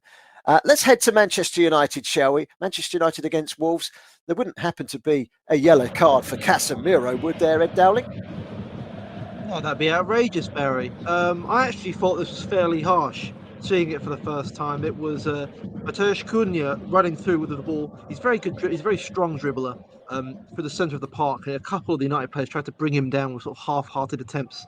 But then Casemiro obviously did bring him down with a slight pull on the shirt. I don't believe he's made a foul yet. So that was his first foul. And it didn't seem too bad to be a yellow card offence. But we all know what Casemiro is about, and it is yellow cards. And he's a great player, but his discipline leaves a lot to be desired. I'm going to keep a close eye on that for the remainder of the game. We've got Diego Costa also in this match with honour booking too. So there could be some fireworks, Barry. But we're approaching about 5 minutes till half-time. 1-0 here to Manchester United. Yeah, Diego Costa, Casemiro on the same pitch. Be interesting to see if that one stays at 11 men. There's two perfectly capable of being sent off. Manchester United leading against Wolves at Old Trafford this afternoon. Ed Dowling keeping us up to date with the goals and the action as it unfolds this afternoon up in Manchester. Let's head now to the capital city, to London, to South London, to Selhurst Park, to be more specific. And let's catch up with Matt Smith, who can tell us all about the opening goal for Crystal Palace. Well, it has been coming. They've had, much more of the ball. Bournemouth have had their short spells, but it's Eberechi Eze that gets the opener at Selhurst Park. And I'll tell you now, it's a 6-yard finish for Eze, but it comes from a fantastic bit of play from Wilfried Zaha on the left. He's just outside the Bournemouth box, but I tell you now, all aboard the showboat. Wilfried Zaha has sold 3 Bournemouth defenders one way, and he's gone the other, and he's cut it back. It's gone in between Jordan Ayew's legs, and it's fallen to Eberechi Eze perfectly, and he swept it in. It's one of the best bit of moves you'll ever see from a footballer. Wilfried Zaha, oozing class. I'm not a betting man. I didn't put the bet on for 0-0. Funnily enough, I probably would have put a bet on Eze coming off at half time, because he's probably been arguably Palace's worst player, or not worst, but non-existent. So it just happens that he comes up with the opening goal. 41 minutes played. Crystal Palace 1, Bournemouth 0. Yeah, probably a dead rubber, that one, in the middle of the Premier League, a mid-table clash that 2 weeks ago, if they'd have played, it would have been a relegation 6-pointer. But it's beginning to look if Nottingham Forest can hold on at Chelsea this afternoon. Now, winning there at Stamford Bridge by 1-0. If they can hold on, they get up to 36 points. That's a gap of 4 points on Everton. It's looking like 3 of 4 between Everton, Southampton, Leeds and Leicester. Let's go to Southampton against Fulham. A big chance for Fulham, Pat Naret, but it's still 0-0. Oh yeah, it was a good chance. It seems to me they're targeting the right-hand side. Nathan Naz is playing left back, so he's not a proper left back. Tete took him on, went to the byline, got past and crossed the ball. William was there, left foot shot, and was blocked by a defender. That was the first chance of the game. With now 43 gone, still Southampton 0, Fulham 0. I think it's been described, Pat, as a fine wine. William seems to get better and better, doesn't he? He's had a fabulous season for Fulham. He's a joy to watch, isn't he? Your team, that's why, isn't it? Yeah. Yes, he is actually. I would say to you, right, if you would say to me, who's the man in the match right now, I would say him. Every time he got on the ball, something happens. Just saying this again. This came over to his right foot. He lifted up and hit it with a volley of the left foot and was headed off the line by a defender. Yes, good shot, good header. It's still 44 gone with Southampton 0, Fulham 0. Thank you very much, Pat. Just reminded me there, 44 minutes. Looked at the clock. Yes, indeed. Half-time is imminent in our 5 featured matches in the Premier League. There's an injury in the game at Stamford Bridge. A Chelsea player has gone down. And to tell us the extent of that injury in the game between Chelsea and Nottingham Forest is Richard Bond. Well, it doesn't rain, it pours sometimes, and Chelsea already lost Kante coming up to the game with a groin injury. Have lost Kovacic as well now, so his replacement, and he's gone off after it was a bit of an innocuous challenge, nothing really in it, but he's holding his leg and he's tried to shake it off, but he's gone off. On's come Ruben Loftus-Cheek now for Chelsea for a bit of a run out for the second period. Chelsea really struggling here at the moment, and Forest looking pretty comfortable as we're just coming into half time. We've got about a minute stoppage time, I think, on the board to come.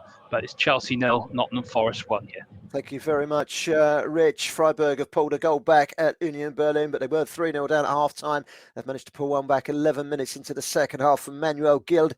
That makes it 3-1, but they've still got a mountain to climb if they are to overturn their Champions League qualification rivals. Union Berlin leading by 3 goals to 1 at the Stadion and at Alton Foreste this afternoon in the Italian Serie A. There's about 3 minutes to go. Salernitana 0, Atalanta 0. It's not a great result for Atalanta, who really need the 3 points if they are to qualify for Europe next season. There was an early stage of the season where it looked like they were going to have a fantastic season, Atalanta, but it's died off somewhat in the second half of the season. It's looking now as if they might well miss out on a place in Europe next season. So we heard about the Eberechi Eze goal for Crystal Palace. They lead Bournemouth by 1-0. Let's head back for the Dying Embers at the end of the first half in the game between Aston Villa and Tottenham Hotspur. For quite a while now, Jackson Cole, Villa have been ahead in this game. Are they deserving of that lead? Yes, I'd say so. They've been pretty good value for their lead. And in fact, they've really finished this first half strongly. A few minutes ago, Leon Bailey, he really should have made it 2-0, but it was a very good save by Fraser Forster from point-blank range. And then just a few seconds after that, there were some penalty appeals. A bit of a strange challenge by Emerson Royale on Ollie Watkins, but there weren't too many protests from Watkins and the Villa players, so I'm going to assume Peter Banks, the referee, has got that one right. Watkins then had a really good chance. He just couldn't quite get his head on a ball. It's a powerful cross from the left by Alex Moreno. And just now, actually, Emi Buendia, he had a shot that was tipped over the bar by Fraser Forster. I think Ryan Mason will be desperate to get his players in at half-time. It's Aston Villa 1, Tottenham 0.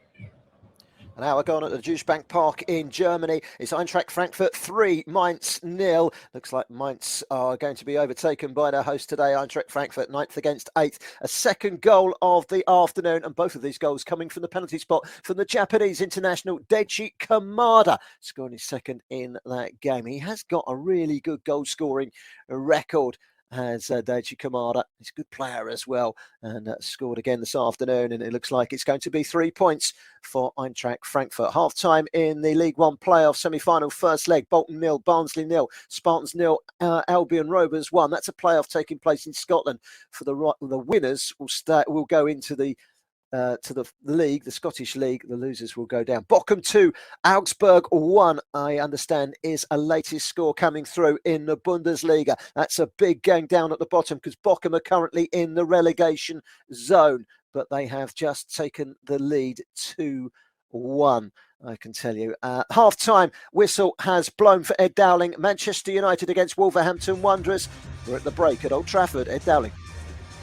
Yes, 1-0 here to the hosts, and I think that could go a long way to calm those nerves of the Manchester United fans who were fearing, I think, coming into the game today, that Champions League could be in danger with the form of Liverpool, Newcastle, and everything. But it was a decent first half for the hosts. Rare moments of quality, but Anthony, after squandering a really good chance at the back post, managed to pick the ball up from an exceptional Bruno Fernandes pass and slide the ball across the goal, across Daniel Bentley's goal, for Anthony Martial to slot in for his goal. And since not too much in way of Wolves' chances on the Manchester United goal, Raphael Varane coming back into the side today it's the reason why everyone loves him up there. He's such a good defender. He's such a level above the two centre-backs they had there before. So nothing really to speak of from a Wolves perspective, but I'm expecting that to change in the second half. They're going to push up. They're going to attack a bit more, and we could have a real game on our hands in the second half. But 45 minutes played here at Old Trafford. It's 1-0 to Manchester United. United leading 1-0 at half-time in a game that they really do need 3 points from. Jeffrey Coelho has got the goal, the central defender of Augsburg. The Dutchman has headed home a second. It's now Bochum 2, Augsburg 1. And that's an own goal by Jeffrey Coelho. And so that's now 2-1 to Bochum in that game. Let's go round the half-times that we've got so far. And yeah, we'll start. Where should we start? Let's start with Pat Norett. Southampton against Fulham. I think you're still looking for your first goal there, Pat, aren't you? At chances, I would say to you, the first half of the tame affair, really. Both sides, I would say, cancelling each other out.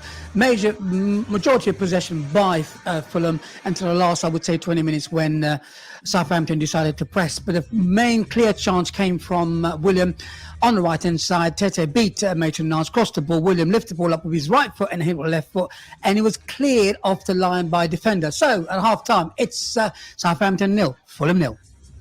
Thank you very much, Pat. Let's go to Jackson Cole next. He's been watching Aston Villa against Tottenham Hotspur.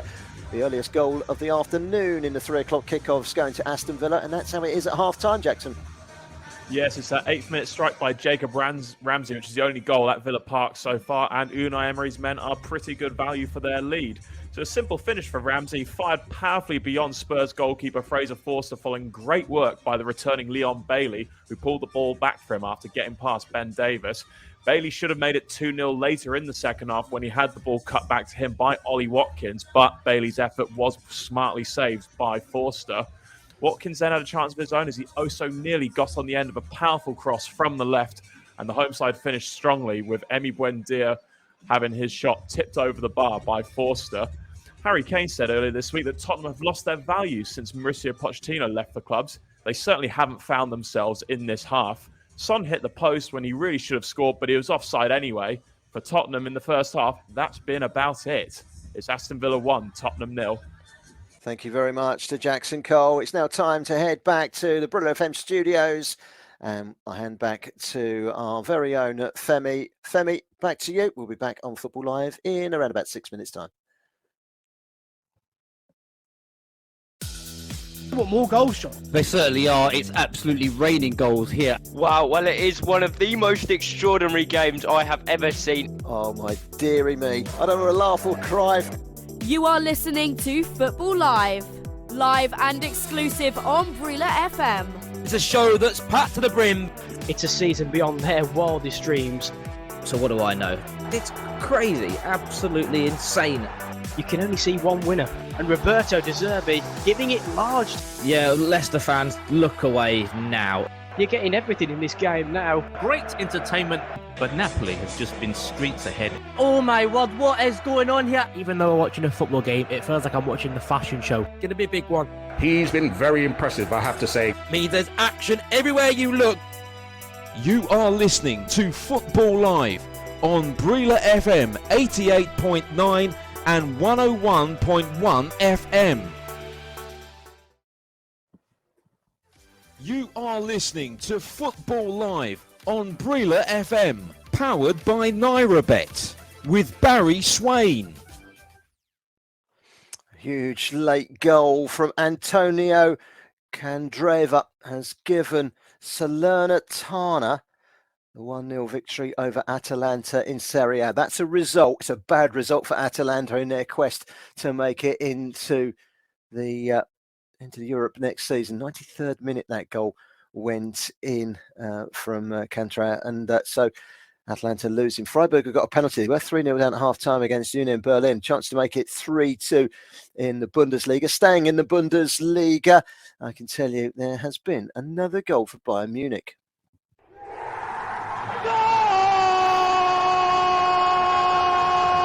The goals, powered by NairaBet. Let's head off to beautiful Bavaria, shall we? And hear all about that goal, number 4 for Bayern Munich and for Borussia. Yes, the game well and truly wrapped up now. The Allianz Arena absolutely bouncing as Serge Gnabry gets his second goal of the game, and it's an absolutely harrowing error from the substitute Maya Yoshida, who was put under pressure by Gnabry after a corner was cleared away. A horrific back pass looking for his goalkeeper. Gnabry nipped in, took it round Schwallow, and finished it into an empty net. 70 minutes on the clock. Bayern Munich 4, Schalke 0. Thank you very much, Warren. 4 clear goals ahead this afternoon, Bayern Munich, and they will be 4 clear points ahead until Borussia Dortmund play their game later on this weekend. A good afternoon at the office at the Allianz Arena for Thomas Tuchel and his men. We've heard from most of our matches half time. We didn't hear from Richard Bond, Chelsea against Nottingham Forest. I don't think we heard from him. I'm just having a look through my little list here of who we have and haven't heard from. I don't think we've heard. No, we haven't heard from Richard. Richard, half time, not good news for Chelsea. No, if you're a Chelsea fan, not good news. It's half-time here. Chelsea 0, Nottingham Forest 1. Taiwo Awoniyi's early head of the difference after incoming Chelsea keeper Edouard Mendy missed Renan Lodi's left-wing cross, leaving the Nigerian an easy finish. Chelsea have had 73% of possession, but have lacked ideas, creativity and a focal point in their attack. And the solitary João Felix header, the only really test for Keylor Navas in that first period. Credit to Forest, though, been really resolute at the back. And they're looking to try and get their first away win since January. It'll be a massive win and a really good victory towards their Premier League safety. We still have 45 minutes to play, though, and I'm sure there's plenty still to come, twists and turns. It'll be interesting to see how long it takes until we see the likes of Mudryk or Havertz introduced in the second half as Chelsea look to really make a couple of more opportunities in the second half. Otherwise, it's looking like their first bottom half finish since 1996. But at half-time, Chelsea 0, Nottingham Forest 1. Thank you very much for that, Richard. So second halves will be getting underway very, very shortly. I can tell you now it's Union Berlin 3, Freiburg 2. Vincenzo Grifo with a penalty. The German has scored for Freiburg to make it 3-2, and the comeback is well and truly on. Looked comfortable at half-time there for Union Berlin, but they're now back to 3-2. Let's now cross to John Kane. After we've spoken to our reporter at Selhurst Park, Matt Smith. It's the last game that we haven't yet heard a half-time report from. Crystal Palace against Bournemouth, half-time. Here's Matt Smith. Well, with Crystal Palace safe and from relegation and Bournemouth now safe after the Leeds result, we expected the tension of the game to be lacking a little, and the first half certainly proved that we were all right. Crystal Palace have controlled the ball, but have struggled to penetrate the Bournemouth defence until the 39th minute, when Eberechi Eze made it 1-0 to Crystal Palace. It was Wilfried Zaha that sold 3 Bournemouth defenders, sold them a dream. He cut it back, Jordan Ayew flicked it with his heel, and it fell perfectly for Eberechi Eze. In Bournemouth's case, it's the other way around. Their football isn't the smoothest, but they've probably had better chances without a goal. Joachim Andersen has saved Crystal Palace on a number of occasions, and Jefferson Lerma certainly believes that Joachim Andersen shouldn't be on the pitch. That Palace should be down to 10 men after the Palace defender seemed to hit the Bournemouth midfielder in the face on the build-up from a Crystal Palace corner. But at half-time at Selhurst Park, it is Crystal Palace 1, Bournemouth 0. The latest big match odds with NairaBet. Yes, the latest odds from NairaBet. Of course, all these prices are from the NairaBet website, and it's all subject to change. Of course, it's half-time, and some of it actually already kicked off. Manchester United against Wolves is 1-0 to Man United. Man United at 1.12 for the win. It's gone up a bit slightly, and it's gone down for the draw and for the Wolves away win. The draw is now, it's 8.0. The draw is 34.00. I can tell you it's been a goal for Southampton, Fulham, so that's been suspended. I'm sure Barry will tell you all about it. Southampton 1, Fulham 0. Palace, Bournemouth, Palace are 1.25 for the win. The draw is 5.50, and Bournemouth for the win is 17.0. Chelsea, the important game, has just gone down for Chelsea to 4.33. The draw is 3.00, and Forest away win is 2.05. Of course, Chelsea are losing by a goal to 0. And finally, from Villa Park, it's Villa 1, Spurs 0. Villa are 1.44 for the win. The draw is 4.20. And finally, Spurs for the away win is 9.50. I can tell you that probably goal has been disallowed for Southampton, but it's still suspended. The fact there has been a goal for Fulham. So I'll go back to Barry as quickly as possible, just to let you know that these prices are from NairaBet website, and all prices are subject to change. All up to you, Barry.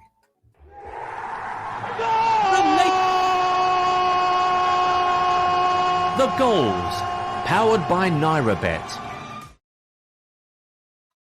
Well, John was giving us a running commentary there. What was happening down at St Mary's? Southampton scored, disallowed. Fulham straight up the other end, and it looks like they have taken the lead at St Mary's. And remember, if Southampton don't win this afternoon, they will be relegated. We'll be across to Pat Noret in just a minute to get an update on that. The Senegalese international Habib Diallo has scored in the very first minute for Strasbourg against Nice. Nice, of course, have Terry Moffi, the Nigerian, up front. He scored 19 goals in all competitions for Nice this season, but it's a goal from the Senegalese international Habib Diallo in the very first minute. And Strasbourg only 3 points above the bottom four with 4 games to play. It's a massive game for them and a massive goal as well. And I can tell you it is Southampton 0, Fulham 1, and we'll be hearing all about that goal in just a second.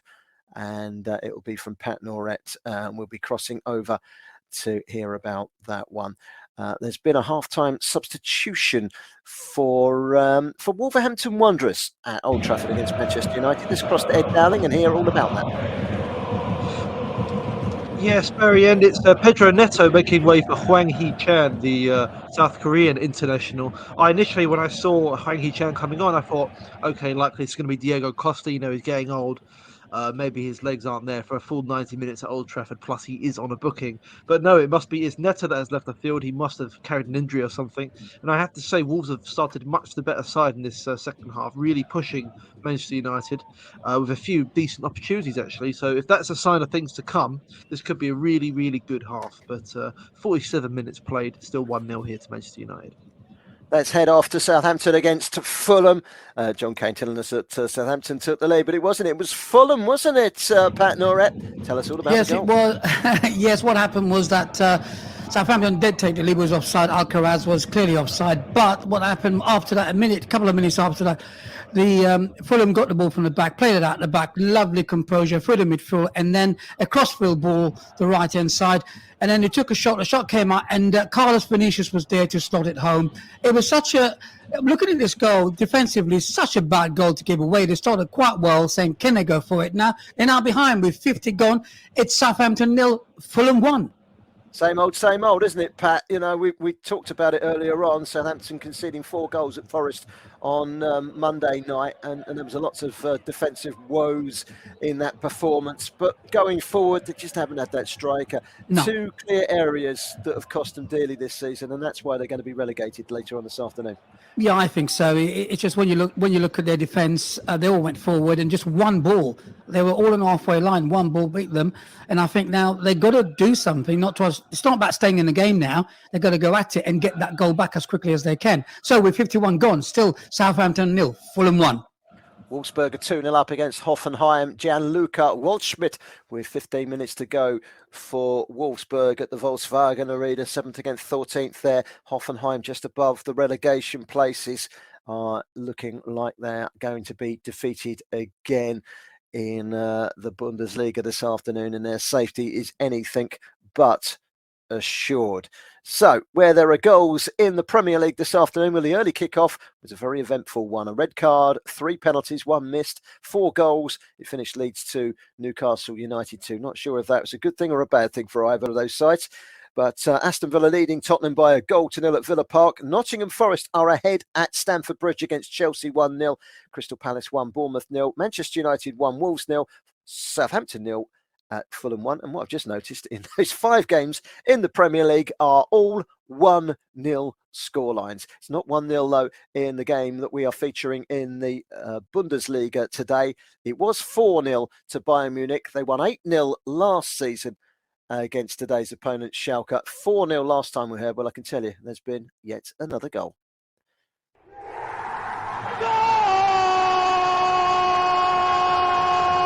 The goals. Powered by NairaBet. I can tell you it's now 5-0 to Bayern Munich. Mathis Tel has gone and found the back of the net, and we can hear all about that goal, in fact, by crossing to Warren Bishop.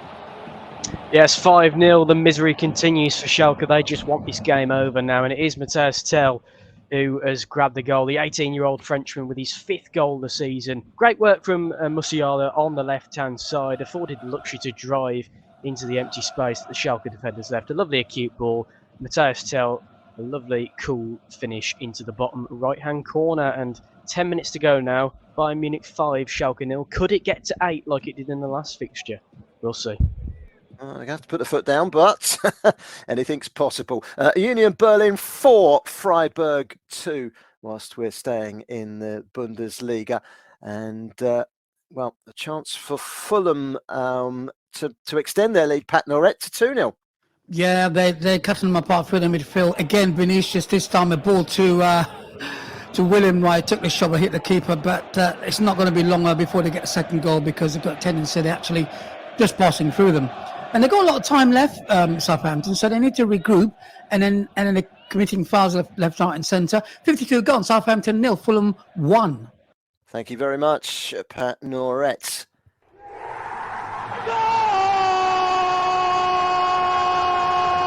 The goals, powered by NairaBet. I can tell you there has been a goal in the game at Stamford Bridge. And Chelsea fans, you can start to think about bringing out that smile once again, because Raheem Sterling has equalised 6 minutes into the second half. It's Chelsea 1, Nottingham Forest 1. And we'll hear about that goal very shortly from Richard Bond, who is watching that game. Matt Smith at Selhurst Park. There's been a substitution for Crystal Palace, and Wilfried Zaha is the man that's gone off. Looks like a pulled hamstring. Yeah, I think so. I think, you know, a good 2-3 minutes ago, but he's tried to play on. He went down initially and sort of, you know, had his hand on the back of his hamstring after a little bit of an altercation with Chris Mepham. And Wilfried Zaha was walking around and trying to see if he could run it off.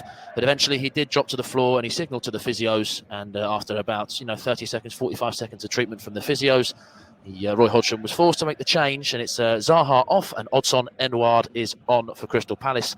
Palace have started well since the restart. Zaha really, for the first 5 minutes was the man creating the half chances, creating the movements forward. So that will be a bit of a miss, especially if that's a serious hamstring tear, or especially for the run-in for Palace. They're safe, but they still want to try and climb that table as high as possible. It's 51 minutes played. It's Crystal Palace 1, Bournemouth 0. Matt, with that being the case, and with only three games in the season, or whatever it is, 2 games for some of them after today left, you have to question then whether we're going to see Wilf Zaha ever pull on a Crystal Palace shirt again. As much as he loves Crystal Palace, there's every chance that he might well be leaving in the summer. Absolutely. I think there are chances, and there are talks of him signing a new contract. I think there were talks of it last week, especially when he played against Tottenham Hotspur. He was, blinding performance. But it's difficult to see. I think without blowing smoke, or tooting his own trumpet, he's one of the better players for Crystal Palace. He maybe deserves a better move, but with this injury, like you say, if I was a betting man, I'd maybe put my money on Zaha probably never featuring for Palace again. We're interested to see. There's been 1 or 2 rumours that a move is on to somewhere like Qatar or Saudi Arabia. We'll wait and see. The summer months are just around the corner. Issa Ludeni is the Tunisian international. He has just gone and scored the 4th goal that we mentioned earlier. It's now Union Berlin 4, Freiburg 2. What a game that is at the Stadion under Alten Forestei in Germany. So 4-2 there. And Augsburg have pulled another goal back against Bochum. A big relegation 6-pointer this. It's now Bochum 3, Augsburg 2. Plenty of goals in the Bundesliga this afternoon. Not quite so many in the Premier League, but we've had a nice selection of goals. Big chance for Harry Kane and for Spurs, Jackson Cole, as they go in search of an equaliser away at Aston Villa. Yes, Harry Kane, he's got 209 Premier League goals, and he had to make it 210. It was the easiest chance he'll get all season. It was Douglas Luiz who was dispossessed, and the ball fell perfectly for Harry Kane on the edge of Villa's box, but he fired it straight at Emiliano Martinez. I cannot believe he's not made it 1-1. It's Aston Villa 1, Tottenham 0. And let's head back to Stamford Bridge, Selby. I told you a few minutes ago that Chelsea have found an equaliser against Nottingham Forest, which will delight the Chelsea supporters amongst you listening to Brilla FM and Football Live this afternoon. And to tell us all about that equalising goal for Chelsea, it's Richard Bond. Oh, absolute massive moment in this relegation race as Chelsea have equalised against Nottingham Forest. And well, Nottingham Forest should have been 2-0 up at the other end. They had a massive chance through Diakate, but Sterling scores for Chelsea after a lovely piece of work from Shabala.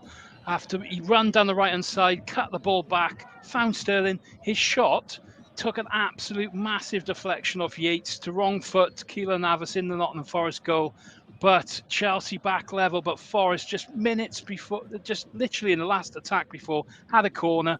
Lodi, who, funny enough, is Chabala, who he's run inside and out all afternoon, managed to beat him, put a cross in, and there Diakate got a foot on the end of the ball. It went just millimetres wide of the post. Heartbreak for Forest at the moment. It's back to 1-1. Chelsea won, Nottingham Forest won, 51 minutes on the clock. Listen, I don't usually drill down into the third tier of Scottish football, but this is quite some game taking place this afternoon. Hamilton Academicals at home to Alloa in a playoff. It's a relegation playoff. Alloa were away from home in the first leg. They're 2-0 up, but they had a man sent off as well. They were 1-0 up after 5 minutes, had a man sent off after 24 minutes, 2 yellow cards. And they went 2-0 up on the half-hour mark. Until the 37th minute, they led by 2-0 Alloa. They're into first half stoppage time now.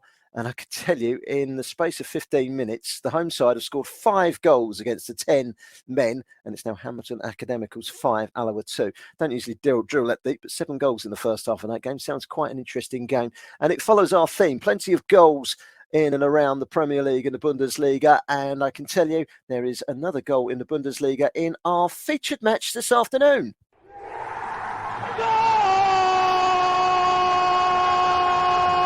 The goals, powered by NairaBet. Well, maybe I've jumped the gun there because I can tell you that Bayern Munich have gone 6-0 up against Schalke, but the referee has intervened and the goal has been disallowed. So it's still 5-0. Let's go and hear about what happened anyway with Warren Bishop, who can tell us about the Bayern Munich 6th goal that never was. Yeah, it would have been a rather comical goal to be counted for Bayern Munich. It was Leroy Sané who danced his way to the edge of the box. He played a nice ball into Thomas Muller, whose shot was saved by Schwaller. The ball then looped back up to the substitute Leon Goretzka, who looped the header over Schwaller as he really scrambled to try and keep the ball out. Very muted celebrations, and then the linesman's flag did go up. Thought we got a 6th. But it remains 5, but I don't think Bayern will care too much about that. 2 minutes to go here. Bayern Munich 5, Schalke 0.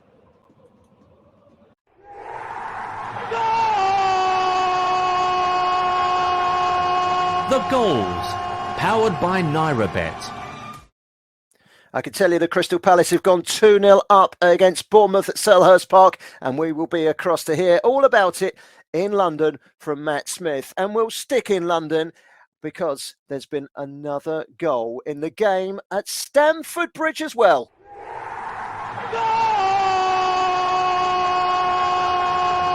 The goals, powered by NairaBet. Frank Lampard to keep his job next season, maybe. 2 wins out of 2, maybe. They've only gone and taken the lead, Chelsea. They are ahead at home this afternoon against struggling Nottingham Forest. There was us talking about Nottingham Forest. If they can win today, they would pull clear and it becomes a 4-horse race down at the bottom. No such luck. Steve Cooper's side have conceded 2 early goals in the first few minutes of the second half. So Palace 2, Bournemouth 0, Chelsea 2. 2-1 up against Nottingham Forest. And we will hear about both of those goals through our reporters in just a few moments' time. Elsewhere this afternoon, I can tell you that there's been another goal in the relegation battle. It's now Bochum 3, Augsburg 2. The scorer of that goal is Kelvin Yeboah. You think, oh, the name Yeboah rings a bell. Yeah, that's right. Tony Yeboah was the former Leeds United player, the Ghana international. His nephew is Kelvin Yeboah, who plays his football on loan at Augsburg from Genoa of Italy. He's played for Sturm Graz as well in Austria. He's on loan to Augsburg. He scores his first goal this afternoon for Augsburg, the 23-year-old. He's born in Accra, Ghana, and he's brought them back into that game. Bochum 3-2 up still. plenty of time to go in that game. We'll be across to Stamford Bridge and we'll be across to Selhurst Park in just a few moments when those goals have been seen by our reporters. Let's head to Richard Bond first. He can tell us all about that second Chelsea goal against Nottingham Forest. What a complete turnaround in this one. Oh, well, Chelsea are ahead for the first time this afternoon, and Raheem Sterling, it's the second goal for him for the afternoon, and lovely bit of play down the right-hand side again. Similar sort of move to the first one, where Forest fell asleep, and I think a bit of defending. They should have done really better at the back, really, as such. I think it was Felipe this time who was guilty of really not getting the challenge in. If Sterling's found the ball after a pass, just found him on just at the edge of the right-hand side of the penalty area. He's taken a touch, and he's just finished brilliantly past Navas into the bottom left-hand corner of the net. Really good goal for Chelsea. Forest be thinking they should be ahead 2-0, and they won't be able to believe what's happened at the moment. Push back towards the bottom three again. So interesting last half an hour here. It's Chelsea 2, Nottingham Forest 1. Final whistles are just about to blow in all the Bundesliga games. Wolfsburg 2, Hoffenheim 1. They've got a goal back there. And I can tell you, Bayern Munich have now got a 6th goal.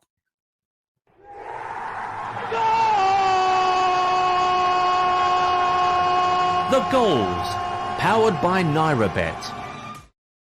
And deep into stoppage time, Bayern do get the 6th goal, and we'll be across to hear all about it from Warren Bishop in just a moment. And when the goals flow, the goals flow. But Chelsea fans, don't let the champagne flow just yet.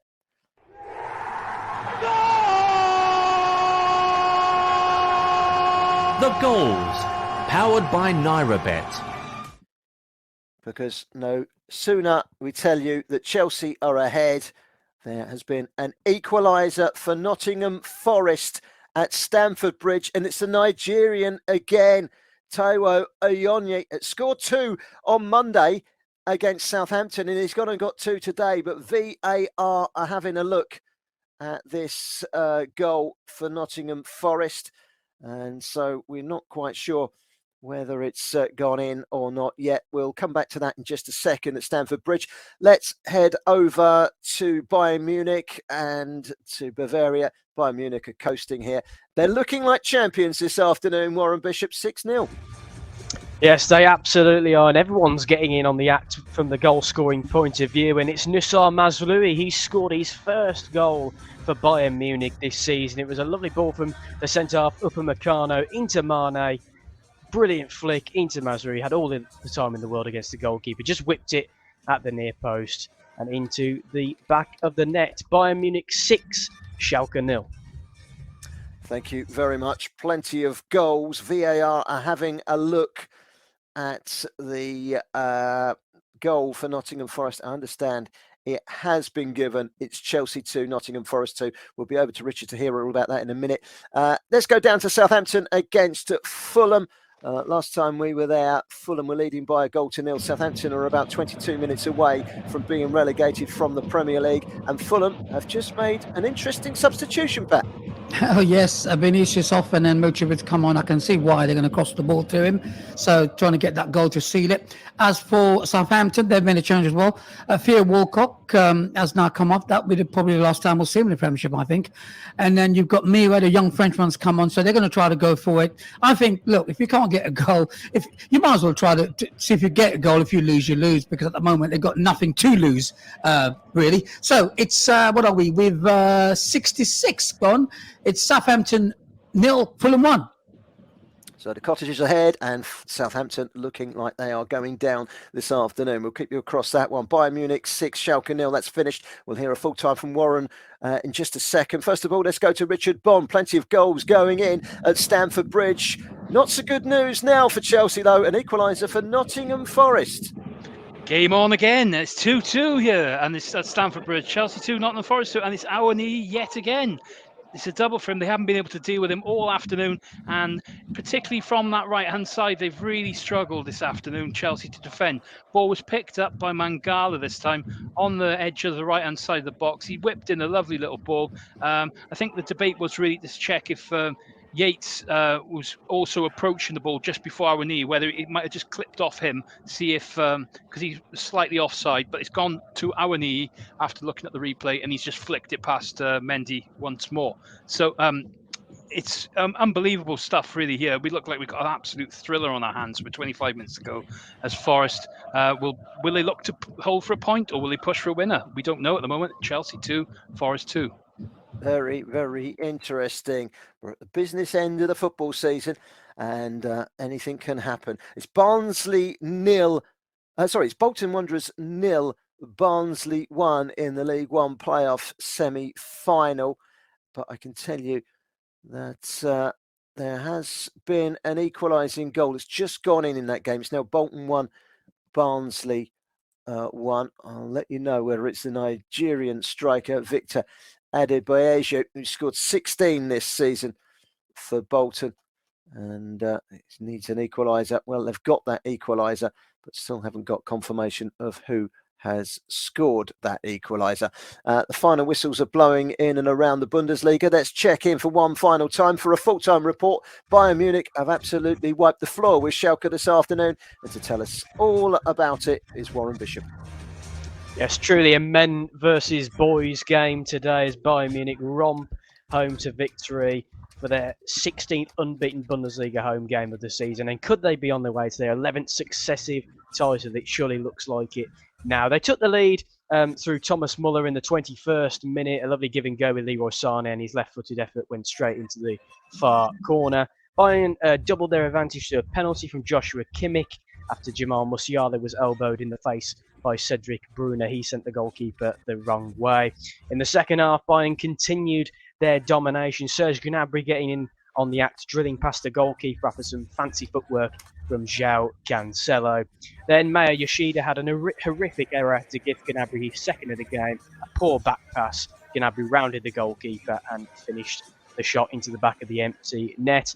There was still time for more goals as substitute Matthias Tell coolly slotted home into the far right-hand corner for his 5th of the season for the 18-year-old. And then Mazraoui got his first goal of the campaign as well. Sadio Mane flicking on a Upamecano pass, and Mazraoui curled it into the near corner. Pressure all on Borussia Dortmund in the title race. It's finished Bayern Munich 6, Schalke 0. Are you ready for another NairaBet special? This weekend you could win 500 Naira for each goal scored by Victor Osimhen, Moses Simon, Kelechi Iheanacho and Wilfred Ndidi. When they score, so do you. Need any more reasons to get involved? Head over to NairaBet now and make sure you include the following 3 games in your ACCA. Monza versus Napoli, Toulouse versus Nantes, Leicester versus Liverpool. Visit www.nairabet.com/bonus for more details. ACCA must be placed by midnight tonight. Minimum stake required is 500 Naira. 18 plus only. Please gamble responsibly. Today's show is powered by Hollandia and Chivita. Want more goals, Sean? They certainly are. It's absolutely raining goals here. Wow, well, it is one of the most extraordinary games I have ever seen. Oh, my dearie me. I don't want to laugh or cry. You are listening to Football Live. Live and exclusive on Brila FM. It's a show that's packed to the brim. It's a season beyond their wildest dreams. So what do I know? It's crazy, absolutely insane. You can only see one winner. And Roberto De Zerbi giving it large. Yeah, Leicester fans, look away now. You're getting everything in this game now. Great entertainment, but Napoli has just been streets ahead. Oh my word, what is going on here? Even though I'm watching a football game, it feels like I'm watching the fashion show. Gonna be a big one. He's been very impressive, I have to say. Means there's action everywhere you look. You are listening to Football Live on Brila FM 88.9 and 101.1 FM. You are listening to Football Live on Brila FM, powered by NairaBet, with Barry Swain. So the goals going in left, right and centre, and I can tell you that it hasn't taken a certain Alexander Mitrovic very long to find his old scoring touch for Fulham.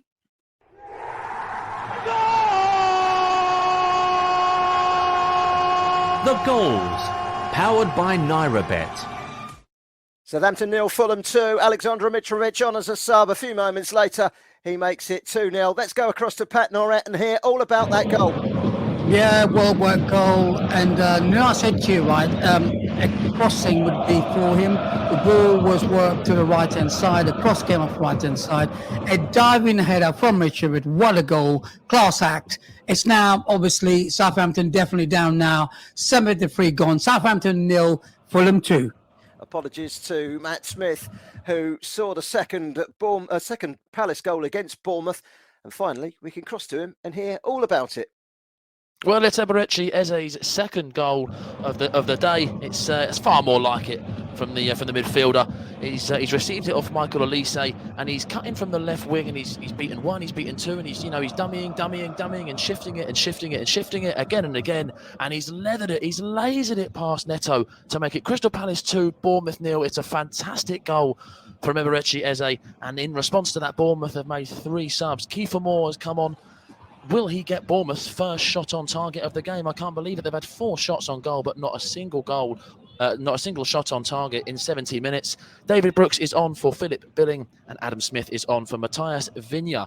Hopefully that can maybe give Bournemouth a little slither of hope in the remaining 23 minutes. But after 70 minutes, it's Crystal Palace 2, Bournemouth 0.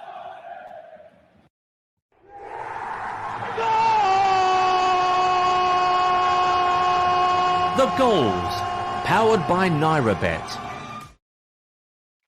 And I can tell you that Aston Villa have doubled their lead against Tottenham Hotspur. And it looks like that wretched run of home form, which has spanned back many, many years, is finally coming to an abrupt end. The last time that Aston Villa beat Tottenham Hotspur at home was, I'm just looking at my notes because I'm sure I wrote it down earlier, but it's many, many years ago. They've won the last 7 visits in the Premier League. They've won 18 all competitions at Villa Park, unbeaten in 11 Premier League visits Tottenham Hotspur, but they are 2-0 down. Douglas Luiz with the goal, and we'll hear all about that goal from Jackson Cole in just a few moments' time. Big chance for Nottingham Forest to take the lead at Stamford Bridge against Chelsea, Richard Bond. Yes, they were wondering whether they go for the kill, and it looks like they're having a go. And Lodi, who's had the chance, and on the right hand side this afternoon, Chelsea have really struggled with Chabla, beaten by his opposite number every time. He's managed to pick up the ball, and he's drove a shot just wide of Mendy's post, and it's so close, agonisingly for Forest at the moment. Who are pressing. They're really dominating Forest as well. With they got this long throw from Diakate, and he manages just to launch it into the box, and they can't deal with the balls coming in. Chelsea, it's a massive problem, and it looks like Forest are the more likely to score here. But at the moment, it's Chelsea 2, Nottingham Forest 2, with 17 minutes to go. Very interesting indeed. Let's give you a quick recap of what's happening in the Premier League. It's Aston Villa 2, Tottenham 0, Chelsea 2, Nottingham Forest 2. Crystal Palace are leading Bournemouth by 2-0. Still Manchester United 1, Wolverhampton Wanderers 0, and Southampton 0, Fulham 2. Let's go to Old Trafford, shall we? We haven't heard from Ed Dowling for a little while. It's Manchester United 1, Wolves 0 last time we were there. That's still the case. Is it an evenly poised game? Is it a nervous game for Manchester United, Ed? I have to say, Barry, it's been a really poor game since the start of the second half. United have taken their foot off the gas a little bit, and Wolves haven't really ventured at all into the United half. There was one sort of mini moment of madness from David De Gea, who really rushed out to try and claim a ball. But as it turns out, it was actually well covered by Wan-Bissaka. But aside from that, really nothing to speak of until just now, where Bruno Fernandes, who has been quite good today, despite his recent critics, picks the ball up and there's an inch perfect pass in behind the Wolves defence. And there's Jadon Sancho, picks the ball up, cuts it onto his right side. You think he's going to slot it bottom left. He does go bottom left, but Daniels, the goalie, who gets down really well to save for a corner, then nothing is made of that corner. And we're just seeing Adama Traore warming up now. I believe Diego Costa will be leaving the field. But we've got 20 minutes here left to play. It's actually Mario Lemina leaving the field. So we'll see what happens here, but let's hope the next 20 minutes are better than the last 20 minutes, Barry.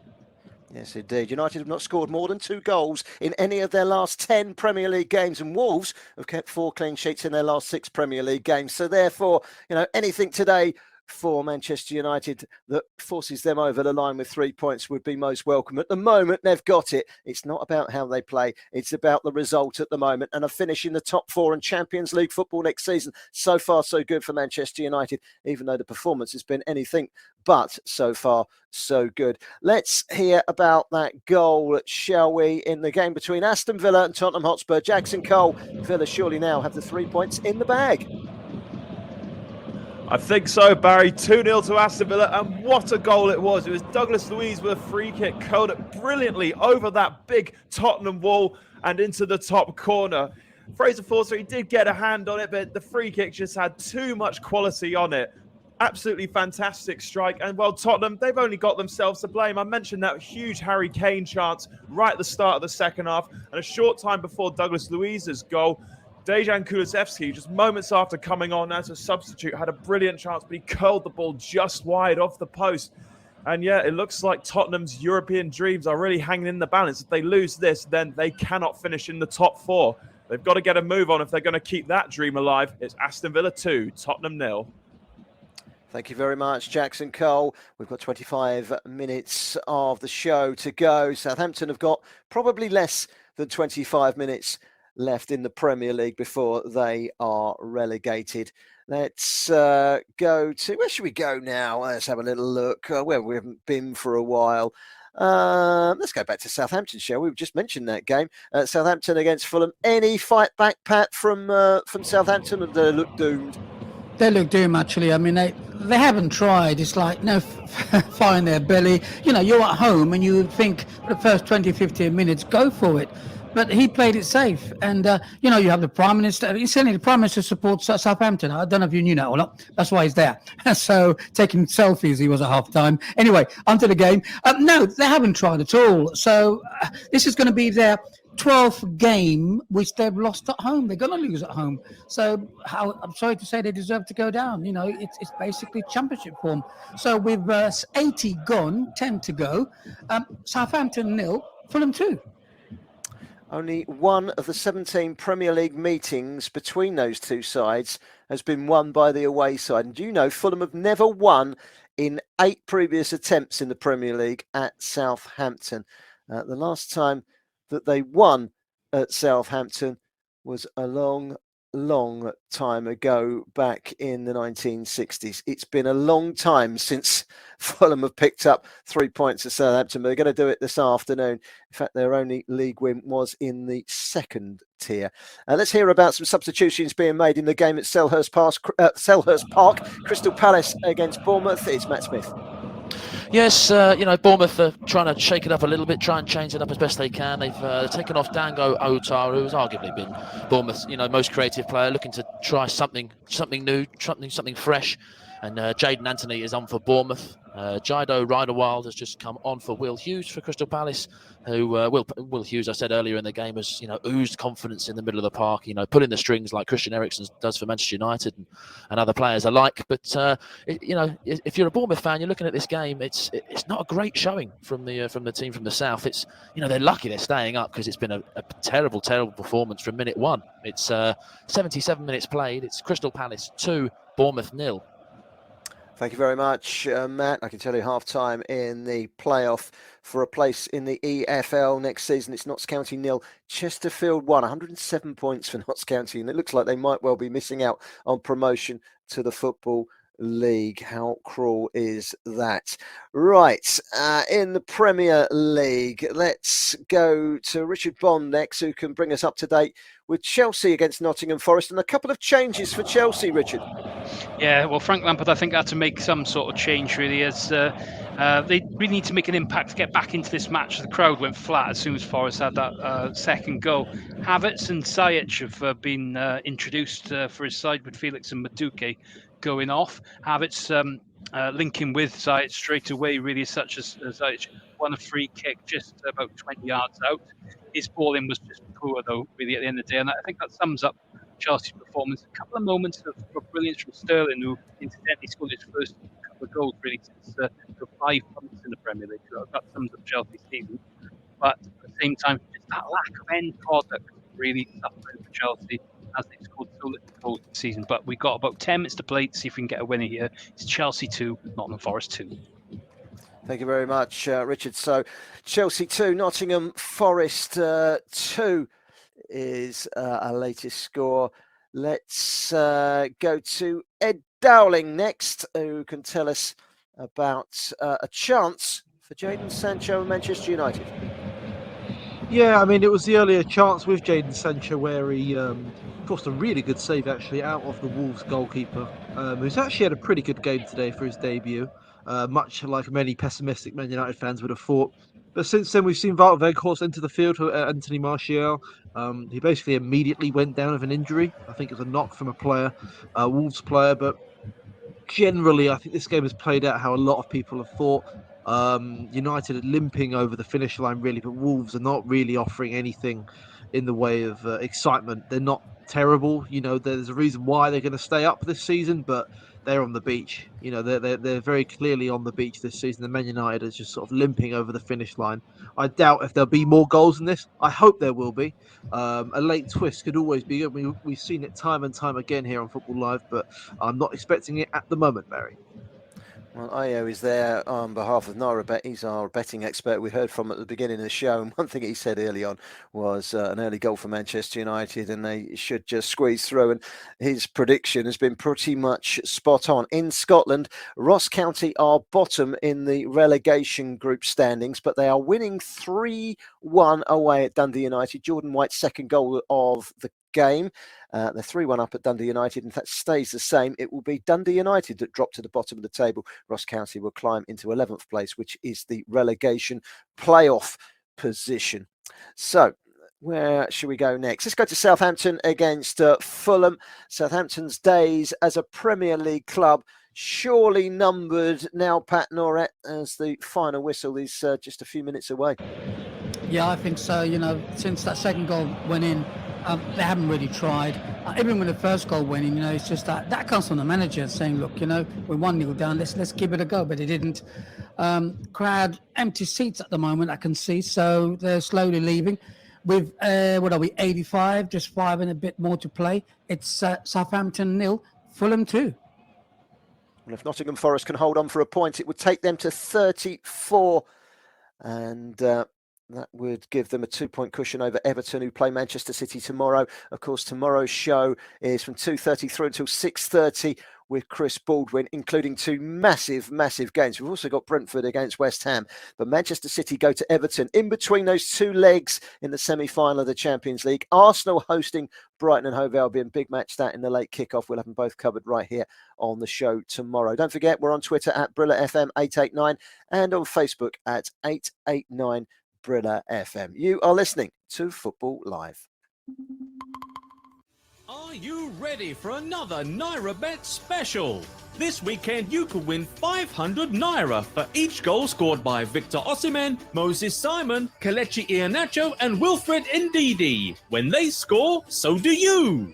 Need any more reasons to get involved? Head over to NairaBet now and make sure you include the following 3 games in your ACCA. Monza versus Napoli, Toulouse versus Nantes, Leicester versus Liverpool. Visit www.nairabet.com/bonus for more details. ACCA must be placed by midnight tonight. Minimum stake required is 500 Naira. 18 plus only. Please gamble responsibly. Today's show is powered by Hollandia and Chivita.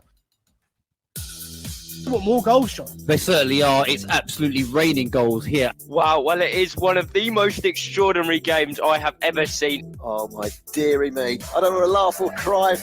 You are listening to Football Live. Live and exclusive on Brilla FM. It's a show that's packed to the brim. It's a season beyond their wildest dreams. So what do I know? It's crazy, absolutely insane. You can only see one winner, and Roberto De Zerbi giving it large. Yeah, Leicester fans, look away now. You're getting everything in this game now. Great entertainment, but Napoli has just been streets ahead. Oh my word, what is going on here? Even though we're watching a football game, it feels like I'm watching the fashion show. Gonna be a big one. He's been very impressive, I have to say. Means there's action everywhere you look. You are listening to Football Live on Brilla FM 88.9 and 101.1 FM. You are listening to Football Live on Breela FM, powered by NairaBet, with Barry Swain.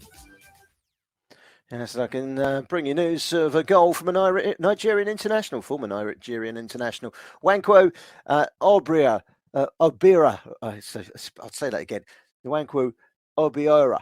Got it right the second time round, didn't I? Now, he has scored this afternoon for Chaves, and they lead in the Portuguese Primeira Liga 1-0 against Pecos Ferreira. That goal coming just after half time. Chance at Stamford Bridge for Chelsea, Richard Bond, but did they manage to find the back of the net from it? Not quite, and it was the battle of the hat-trick men, and we could have been for Raheem Sterling, and it was a lovely little ball in from the substitute Ziyech, who's looked really good since he's come on. Picked out Sterling beautifully, but heading's really not his forte, and the ball just went wide of the post. Good opportunity for Chelsea, but it remains Chelsea 2, Nottingham Forest 2 with 6 minutes to play. Johnson on for Awonyi, the man that scored 2 goals for Forest this afternoon, taking his tally to 4 in 2. We're coming to the end of our 5 featured matches in the Premier League. Earlier on today, we heard Leeds United 2, Newcastle United 2. 2 penalties for Newcastle. Leeds missed a penalty, had a player sent off as well. Rangers 3, Celtic 0 in the Old Firm derby, and Bayern Munich have just finished 6-0 winners, 4 points clear at the top of the Bundesliga, and they've got it all to do, Borussia Dortmund, when they play later on this weekend. I can tell you there was a penalty shout in the game between Aston Villa and Spurs, a foul on Martese by Kulu. And I'm just waiting to see. It looks like VAR are having a look at that, but we'll come back to that one. And I can tell you the penalty has been given for Tottenham Hotspur. So a penalty for Spurs.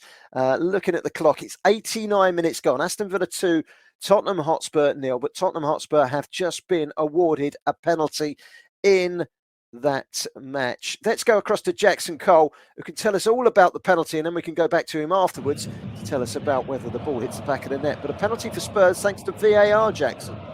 Yes, Tottenham have a potential route back into this game, and it's Emi Martinez who was penalised for a foul on Harry Kane, actually. It was a lovely through ball played by Dejan Kulusevski, and Kane got there first, and he was toppled over by Emi Martinez, and Tottenham could halve the deficit in a few moments' time. It's still 2-0 to Aston Villa, though. Thank you very much, Jackson. We'll just wait for confirmation as to what happens with that penalty. No doubt it would be Harry Kane to take it against Emi Martinez. That should be an interesting one. A player that's been linked, the Aston Villa goalkeeper, to a move, perhaps, to Tottenham Hotspur in the summer. And Harry Kane, of course, has been linked with a move away from Tottenham Hotspur. Sounds an interesting little combination at Kane against Martinez from the penalty spot. And what I can tell you is...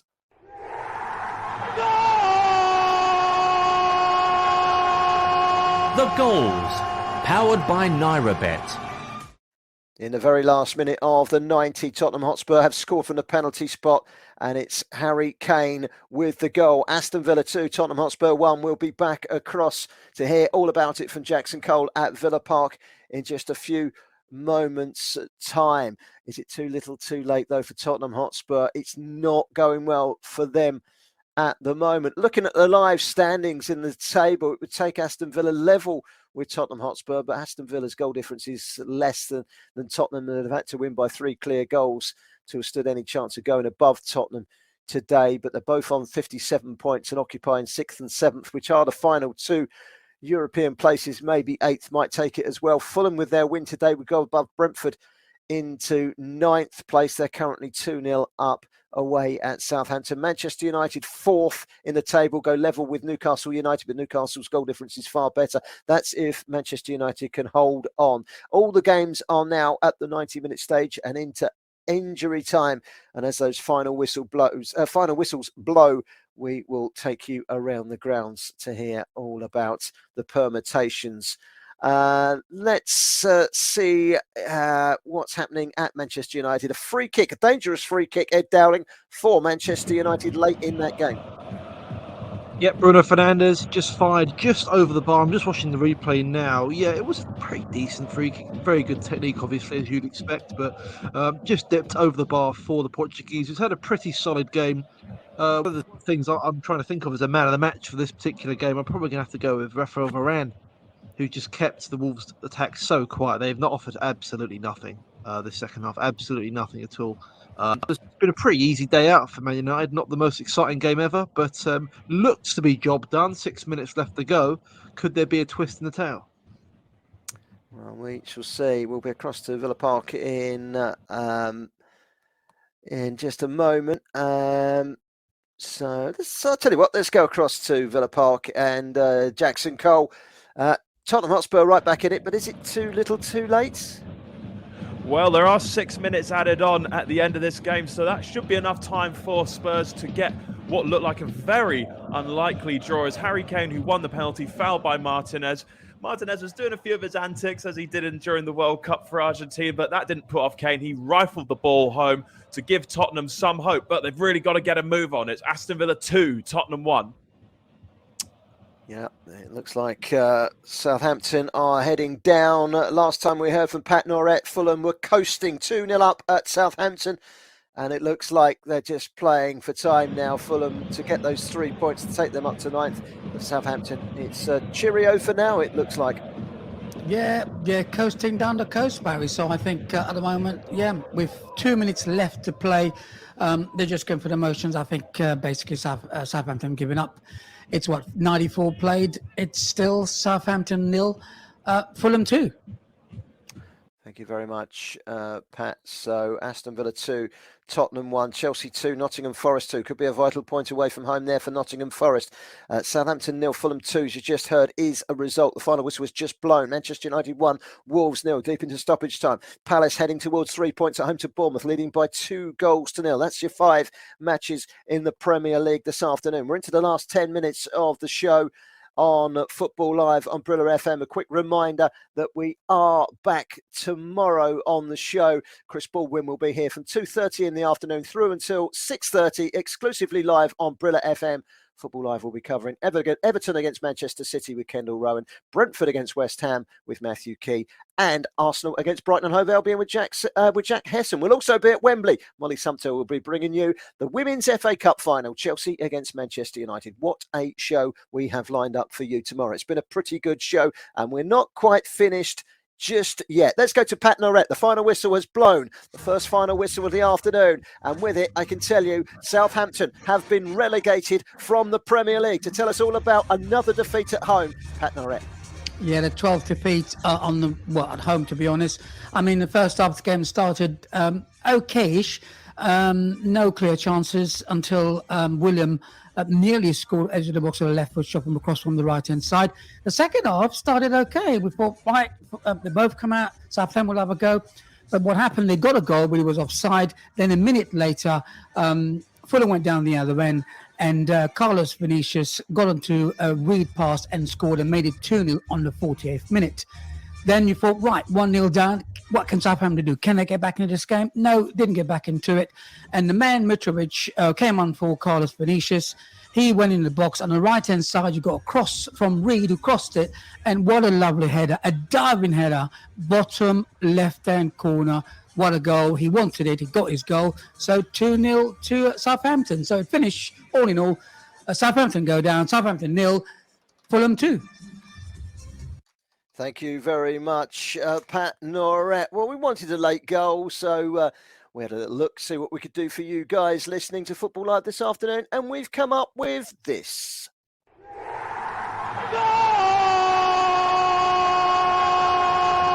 The goals, powered by NairaBet. He's back. Garnacho has made it 2-0 for Manchester United. Alejandro Garnacho in the 94th minute. And we'll hear all about that second goal in just a moment from Ed Dowling.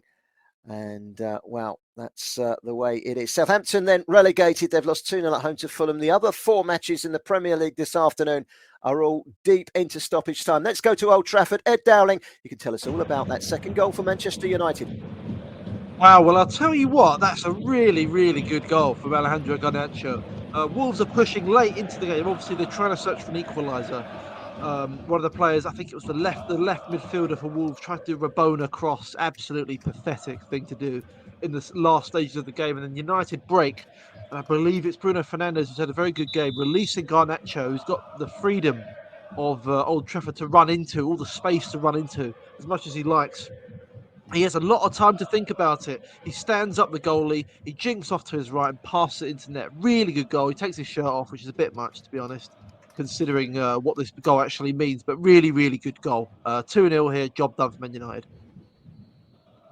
Well, in the 89th minute, Aston Villa were 2-0 up against Tottenham Hotspur, and it looked like it was going to be an easy 3 points for Aston Villa. Fair play to Tottenham Hotspur. They've shown plenty of character, and they've got themselves right back in it at 2-2.